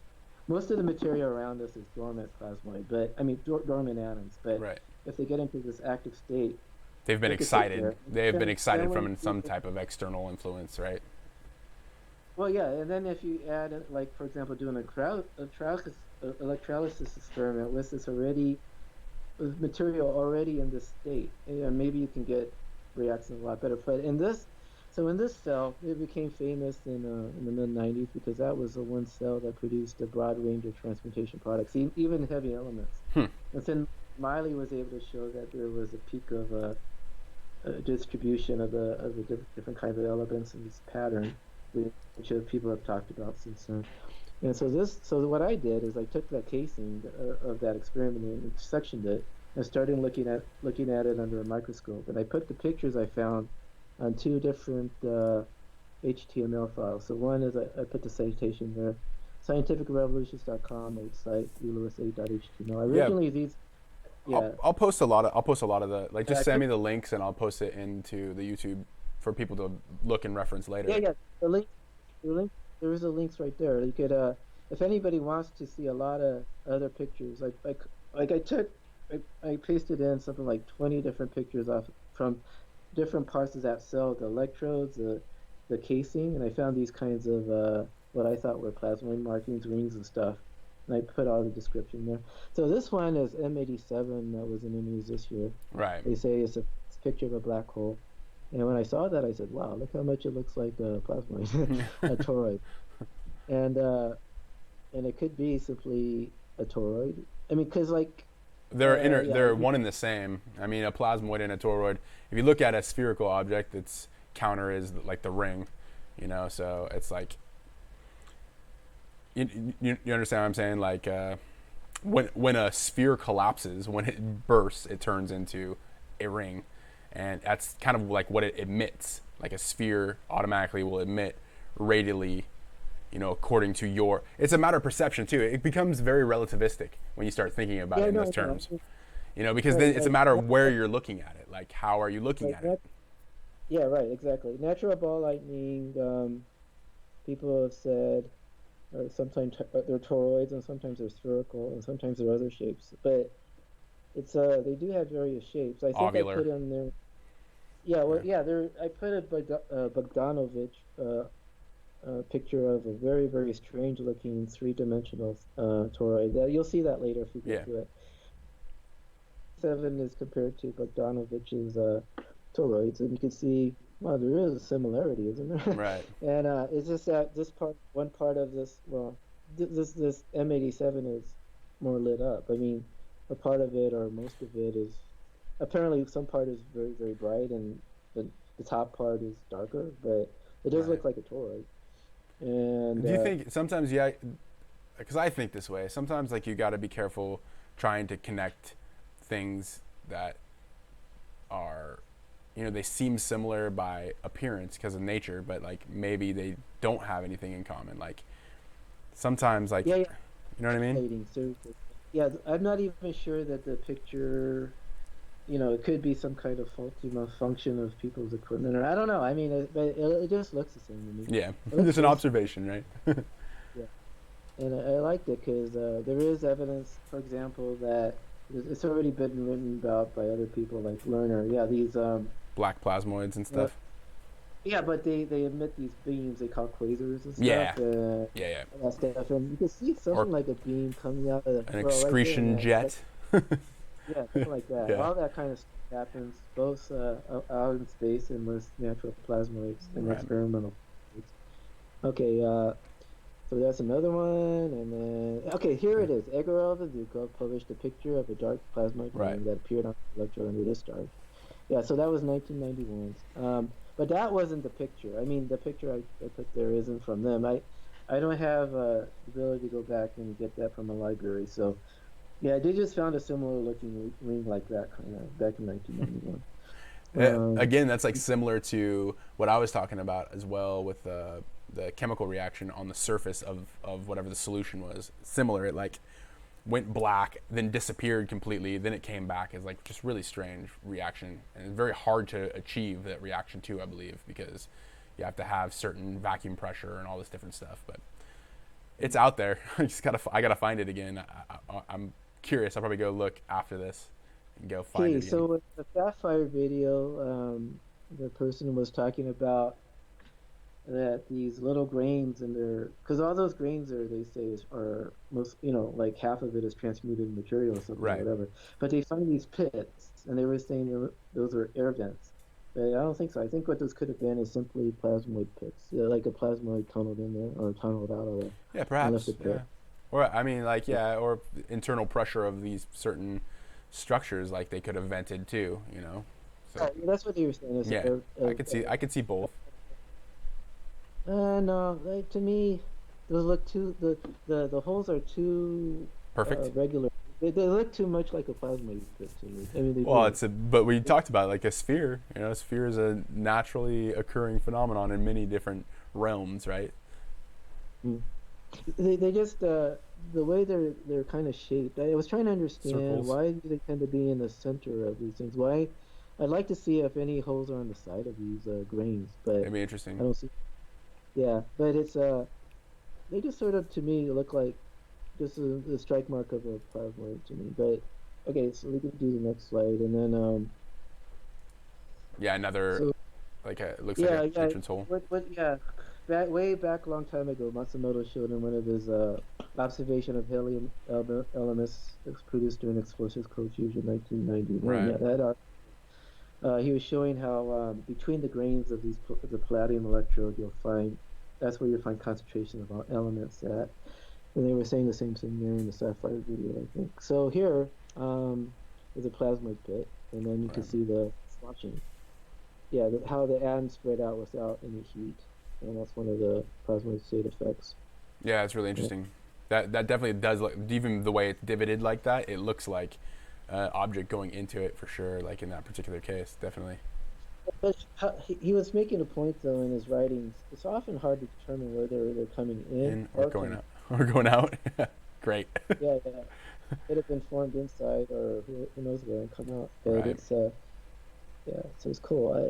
It's amazing stuff. I just wish people and young people, especially around the world, would have access to this material, and it's not just locked away in libraries and whatever, Uh, Like, well, that's the point of doing things like this, right? Is just yeah, giving more exposure yeah, to it, and people can draw their own conclusions. That's the beauty of free will is you're able to go down whatever rabbit hole you wish to go down. So, but this is definitely, it's definitely really interesting to even talk about plasma, like ball lightning and ball plasma and stuff, plasmoids, because yeah, it's like so strange, it's so yeah. So anomalous.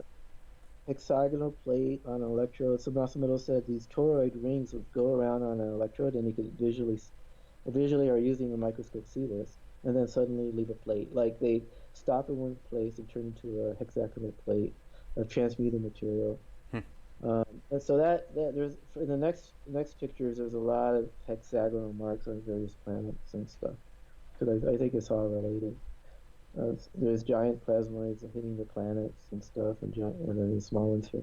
Well, and that's another Uh, thing is that it could be the plasmoid. It could be like you're talking about. You're hitting rocks. Those rocks are like charged particles, right? So it could be particles, of some sort that has a strong you know, electrical field around it, or mhm. has in, a tremendous amount of energetic excitement. It's been excited. It's been energized. So when it hits the planet, like it's the same principle. So that's why I was going back to what I was saying about the small scale plasmoids, like what those materials are that even bring that energy, that high level of energy coming into place. Like that's really kind of a big mystery. Like that's the big mystery. Is it vacuum, 0 point energy? Like all that kind of stuff. That exotic vacuum objects is what Ken Shoulders called it, right? But what is that? What does that mean? Just charge clusters. I think that's a really beautiful way to put it. Is like charge clusters, right? That's what. Yeah, you keep trying to you keep trying to visualize it as clusters. I think you personally are trying to visualize it as clusters of electrons, right? And I just don't. No, I like visualize it as, if you want my personal opinion, like it's right, instead of like asking the question or begging the question, my personal opinion is like there's different vibrating fields of energy at certain frequencies and different I guess you could call it like geometries or crystalline structures that certain atoms have affinity towards. You know, they give off a certain spectrum when they burn hot enough. That when they are excited by plasma, you know, they also give off a different spectrum of energy. You know, a certain light spectrum. They have certain frequencies that they have an affinity for, and they have fundamental frequencies. If you can find the harmonies between different atomic structures, I think that is really like the key to understand, to be able to replicate this process. That's my personal, you know, hypothesis that I'd like to explore, if that makes sense. You know what I mean? So like it'd be field interactions of different vibrating energy states of you know, higher and lower magnitudes, you know, and also just how they're wiggling, so to speak, or how they're structured and organized. Whether you want to call that an electron cloud, or you want to call it whatever you want to call it, doesn't really matter so much as how do you find those, what nature's telling us what those fundamental frequencies are, and be able to use them to help, right, to help nature, or to help us, basically, you know, if we're ready for that responsibility, I guess, as some people might state we're not, but some people might think that way. But that's just my take on it, and I could be absolutely wrong. So, but does that make sense? No, not No? really. No. I Like, mean, like I try to visualize what you mean by a vibration, or I don't know. I okay, can't. I mean, I'm sorry. okay, so you It's look at hard it for this me. way. The Earth itself, and this is like an electrical approach, the Earth itself has a ground state, right? It's like the negative state, like running a DC current through the Earth. Like you can use the Earth as the negative line. There's a, you know, it has a fundamental frequency that we gauge our zero on our oscilloscopes on, basically, right? And that can be looked at as like the constant of the speed of light, which, you know, some physicists look at it. There's all different angles and approaches to perceive it, but nonetheless, the Earth has a certain resonant frequency, just as one example. And whenever you imbalance that, you're creating a potential difference between whatever ground state is in your system. Like in our case, it's the Earth. You're making that imbalance. So you're making an order of magnitude of energy that has some other type of frequency, and if it's not resonant necessarily with the Earth, it's going to react. Like there's going to be discharge, or there's going to be, you know, a way to turn a motor with magnetic fields. Energy wants to balance. That's you know, fundamental principle of energy, the conservation of energy. It wants to always be in balance and be at its system's ground state, right? It's easiest to digest for the universe. We call it getting cold, or being or increasing in entropy, you know. But in reality, it's basically just that particular system, its ground state. So plasma lightning, like if you have some type of excitation where it's like resonating, or you know, it has its own frequency that's independent of a ground state around it, it's going to interact with it, you know, and make discharges. It can, you know, and depending on what type of field interaction it has, it can create different alignments of structure, you know, different atomic alignment, different types of discharge, different colors according to, you know, if it's going through nitrogen, if it's going, you know, all the different interactions that happen. Energy always wants to transition, you know. So does it make more sense now? Like my no, my point of view from it, have I lost you? I don't know. I mean, oh, it's like trying to fit everything you're saying into trying to visualize that as a ball lightning. I Well, don't know. here's I the don't thing. know, If bro. I can't I don't explain it well understand. enough, then obviously I need to work Uh, on it. I need to work well, on it no, more. yeah, I I got to mean, simplify it more. Then I got to find a better analogy. yeah, interesting stuff. Just it's just my like the way that I look at it. If you want my personal opinion on how I look at it, but I mean I could be completely wrong, and I'd be fine with that. It'd just give me another opportunity to learn something, or see where I had a misunderstanding somewhere. But I don't think that nature is so extremely. It's certainly mysterious, and I like it that way, right? Wouldn't you agree? If we figured everything out, like, life would be pretty boring, right? Yeah. Okay. Don't you think? Yeah. No, I mean, I don't know. I mean, I totally. I think. Yeah. is it too deep? Am I going too deep? No, no, no. Humans know nothing about this universe. So whatever people think. So I mean, we barely are able to get off this planet. We don't really know what's up there. We haven't scratched the Yeah. surface. Okay. So Yeah. there's that hexagonal thing. Right. There's another one of this big moon of a Another planet somewhere. example, right? Yeah, yeah. Those hexagonal marks are cool, and you can see Craters. a trench above it. I Yeah. mean, there's a trench going upwards, and So it could be maybe a big lake that was, or something, or lava flow, possibly. And there's another one here that's like has a little dimple on it. yeah. Thinking, I don't know. I always sort of visualize a big plasmoid head and that left that mark, but there it is. Yeah, cool. So it has an inner hump there, and it's interesting. Huge craters, but they turn out to be hexagonal. It It's is amazing. very, very. Yeah. The universe's mysteries are quite wonderful and extraordinary. It's a good thing too, because life, like I said, life would be boring, right, if it wasn't there. Wouldn't it? Don't you Okay, think there so? it is. So that's where I wanted to go. So the basic underlying principles. What I'm thinking is, I wanted to try to get people to get off of. I mean, if it's possible for you, if you really want to understand this plasmoid stuff, the plasmoid phenomena, you can't examine it from a quantum mechanical approach, or as others have tried to do it from a relativistic approach. Those two approaches contradict each other fundamentally. I mean, they're two different theories developed in the 20th century that contradict each other. So what do you But if suggest? so, yeah, I mean, if people want to, trying to encourage young people, especially, or if you're just new to this, try to avoid as much as you can focusing on any kind of quantum mechanical explanation or trying to figure it out that way. Try to understand this experimentally, or at least try to understand it by reading about So experimental so you observation don't think people approaches. you don't think people should look at it from multiple points of view? They can, okay, if they're looking at it from a quantum mechanical point of view. It's usually because they're trained that way, and they're older people, especially someone like Lutz Geithner has done a really good job in that direction to try to show that quantum mechanical principles can be used to explain plasmoid. But it's sort of he's the problem is though is he has to, because he's taking that approach, ignore the gravitational time effects of plasmoids, and he has to sort of ignore cosmological questions too, because he's only focusing on small scale microplasmoids.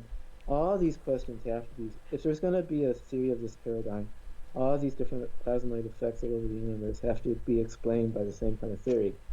It can't be like multiple theories for Yeah. astronomical objects and then for microscopic objects. But and Well, so that's what I I guess if you're trying to do. unify it, like make Yeah, a grand unified theory for it, then yeah. yeah, any kind of plasmoid theory that's going to work for this paradigm has to work for everything on and it has to include time and gravitational effects and other weird effects that aren't even like, I mean, I think I know about or that I may have heard about, but I can't put it in the video. I mean, like, it's just, this is a short, there's all very, this whole field is so new and so weird, and these plasmoids that act with so many, people are just starting to understand this.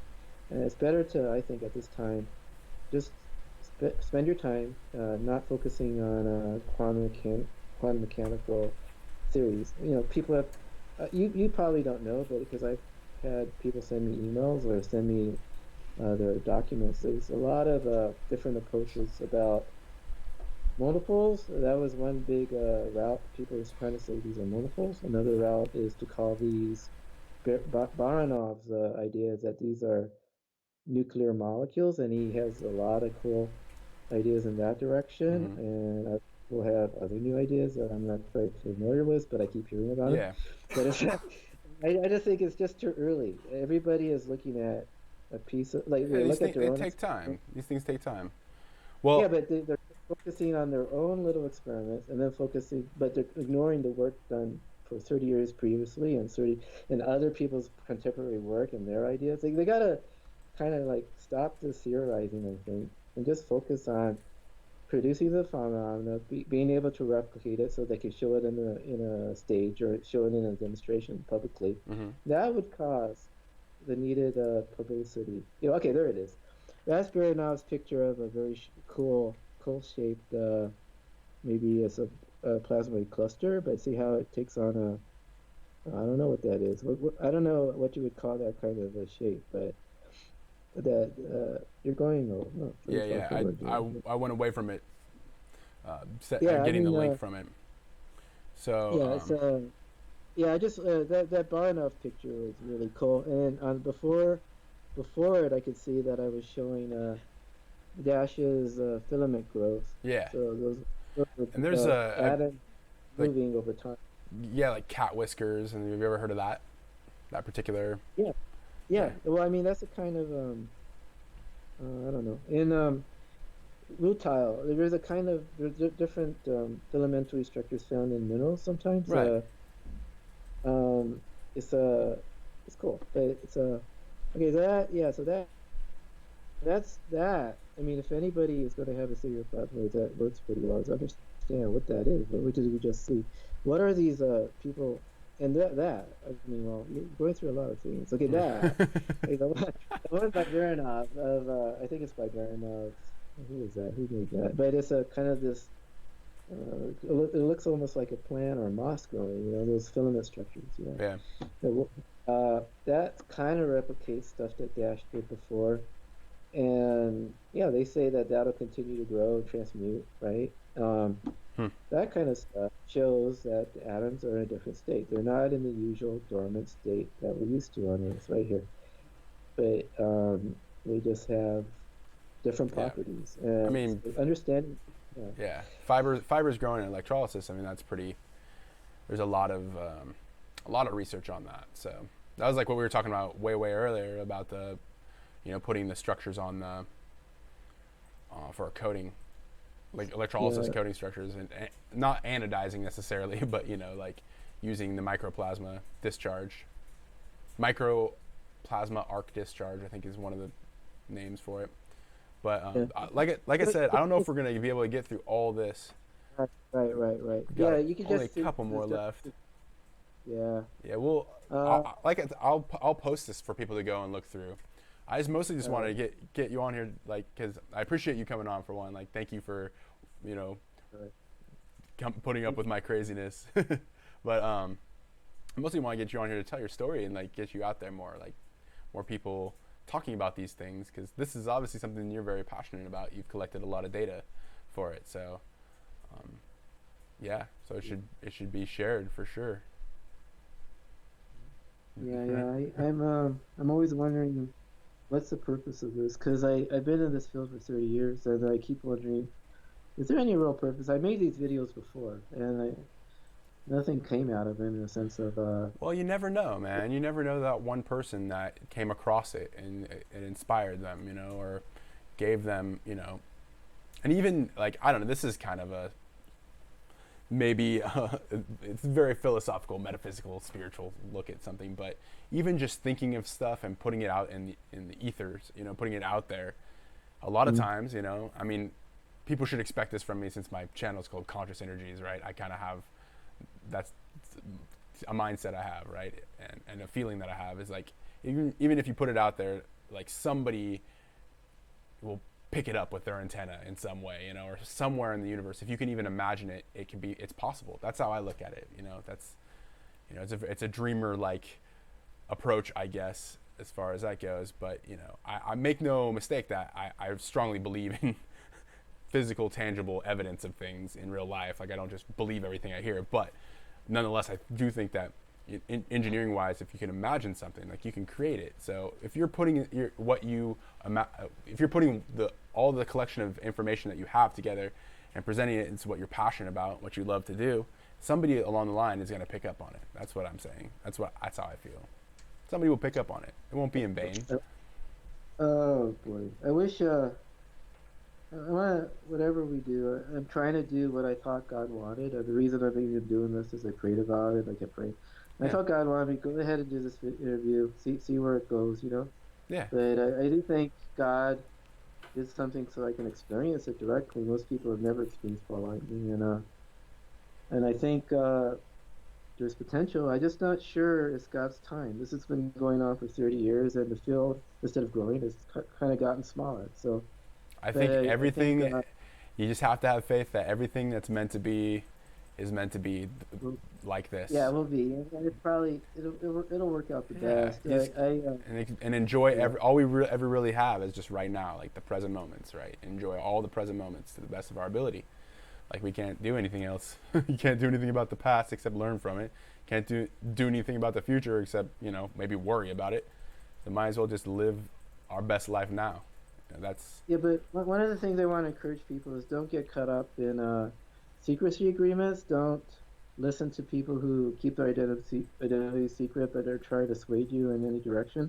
yeah, You can't. You gotta really stick to what's hard facts, and stick to people who put their name to what they write. So then you can do background research on the research and everything else, and see if they have a good history of being accurate. right. Try to focus on just sort of ignore the noise. Try to focus in on experimental observations, Yeah, and that's but hard. don't turn this. I'm trying to do that better. I'm trying to Yeah, get better at that. It's hard. don't turn this into an idol where, like I used to do, think that it's going to turn into some kind of great whatever. It's all it turned into me. Is to be kind of ignored and mistreated even by friends of mine. I mean, like they'll just say, "Oh, you're delusional," or whatever. Or crazy. So it's Yeah, yeah, yeah. yeah. I mean, it's not. It hasn't been good. I mean, for me, I can't even get to be allowed to give a presentation at ICCF because they won't even respond to my email. So for me, it's like, wow, I'm just sort of closed out, and I'm just trying to.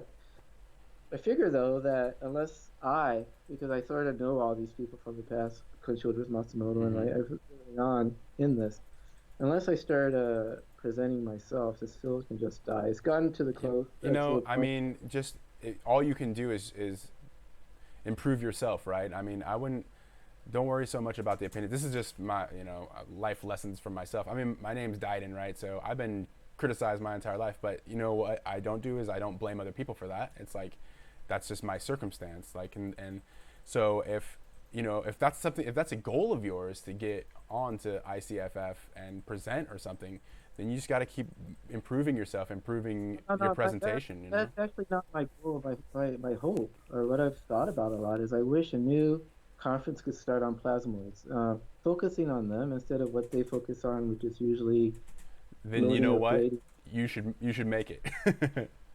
No, I mean Make it. that's Make one your of own my. plasma conference. I've tried to ask people I know, would you want to get together for a meeting? I've never gotten a yes. The Yeah. Russians are usually saying, we already have a ball lightning ColdFusion meeting. We don't Right.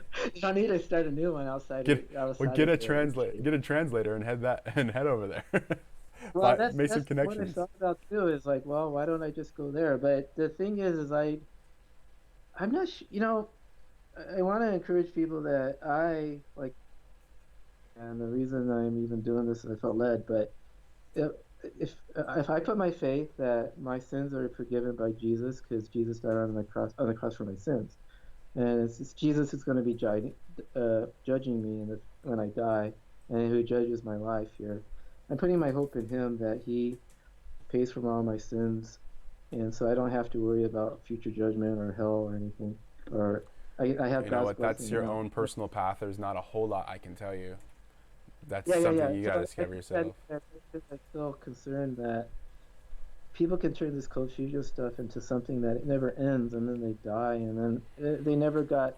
They could put thousands of hours of research, and it all just You, pans out to nothing. And let me give the you way. one word of reassurance in what But you're saying is that everything changes. Nothing remains forever. So There's no need to worry about any of that. I feel. I mean, things will always change. You know what I mean. This kind of this is deep spiritual side, right? but you know, Yeah, I, yeah. For having me on. If you want to have me on again and we talk about economics and stuff, you could do that too. yeah, no, I love that. Everybody, I wrote a book. Yeah, I you could appreciate it. I appreciate you coming on. It's awesome. yeah, yeah. I'm trying to like publicize my book. So I wrote a book on all this, written in the '90s, about all this plasmoid stuff and about how these lead to economic depressions and everything. So if you can find that on my website by going to the book link. I'll And post if you your want, website link send too me- in the description. What's your website though for people who are audible? scientificrevolutions.com. Okay. Yeah, so I put all the stuff in there. I think that book is really cool because it also has a history of science that shows how the exact steps of the names of the people, how their relationship, I mean, how their research ended up in causing this 80-year period. Yeah, you have a timeline. Periodicity pattern. You know, your book. Yeah, the timeline. But marketing speaking, like your book Yeah. is such a good platform. You have so much information collected there. It's like long tail or like a big body of information. Keep improving on it, man. Like keep putting graphics together and stuff, and keep sharing it because that's, if that's what you believe in, if that's what if that's the sword you're willing to die on, right? And keep putting it out there and keep improving on it, right? So and then more people will find it. More people will find it. You know what I mean? So yeah, like that's. I'm not sure how to get that book out. I mean, I'm not sure. I thought. Where can we about find the book, publishing- and what's the name of the book? It's called the technological acceleration of it. Oh no, what is it called?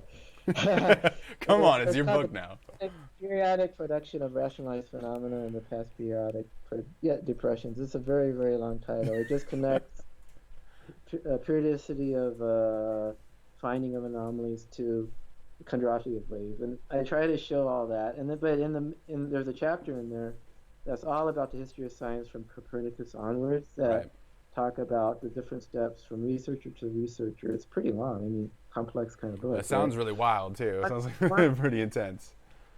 Yeah, I wanted to prove to people that scientific revolutions actually happen on an 80-year pattern. So I had to do that by writing out the history of science to show that. So I tried to do that in the book. So people are welcome to go to my site. If you go to my website and type the book, I have a book link there, and then it has a PayPal button, and then I can send you a password. You can read it, and that'll also have history about the ColdFusion field, how it started in the 1990s, and how I got involved a little bit.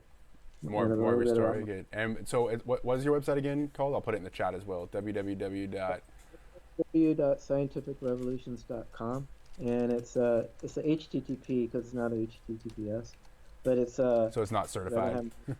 yeah, because I didn't want to put money to certify it, but it's and then if they go to the book link, Revolutions with revolutions or revolution. on the slide, on the last slide, I think I actually put that link there. It's www.scientificrevolutions with an S. Okay, cool. That's what I thought. And then, yeah, it's www. Let's see if it comes up here. But it's www.scientificrevolutions.com. Boop. Yeah. So, that's a pretty good name. I like the domain name. But I do. What's that? There we go. It's fairly. It's never. I don't hardly get any hits on there, but. Oh, yeah, that's SEO and all that fun stuff is. If you know anything about that, that's like marketing stuff. It's a whole nother science. There's a whole nother skill set to learn there for sure. So, but I appreciate you coming on. It's been we're at 2 hours and 35 minutes, so I probably should go feed the kids and actually I got some experimenting to do today, so we're gonna have to end it. Thank you. Yeah. Thank you very much. Oh no, Yeah, thank thank you. you very The much. pleasure is all mine because you're coming on and telling your story, and I think we need to have more conversations like this. Conversations that matter, and open up dialogues about things that sometimes people are afraid to talk about. So I appreciate it. Thanks, man. Yeah. So there goes there's the buzzer too. So much love to you, my friend. I'll be talking to you soon, and much love to everybody watching it out there and listening. Thanks for joining us. If you have any more questions, let us know in the comments, and we'll try to get them answered. And yeah, do you have any closing statements you want to say? Anything in particular? If anybody wants to, you could write me email. I mean, ask me questions. I'm open to it, or put it in Diadom's whatchamacall that Discord Oh yeah, dot the whatever. Discord. You guys can join the Discord group. We're having different conversations in there, from philosophy to this cold fusion research to all kinds of different stuff. To the research that I'm doing and many other people are doing. So feel free to join us But there. yeah, I want to ask if people are going to ask me direct questions or make comments. Please put your name. I want to know who you are because I'm tired of people I don't know kind of asking me all kinds of junk, and then I don't know who these people are. And also, I often feel I'm being like mocked in a way or kind of mistreated or by these people. No, well, you just don't care. I wouldn't care so much about what other people think. Just about how you think about yourself, dude. You know what I mean? How do you feel about yourself? So, stay authentic, bro. Okay, thank you, man. Yeah, Yeah. yeah. All right. Well, Have a good day. much love to you all, and until next Yeah. time.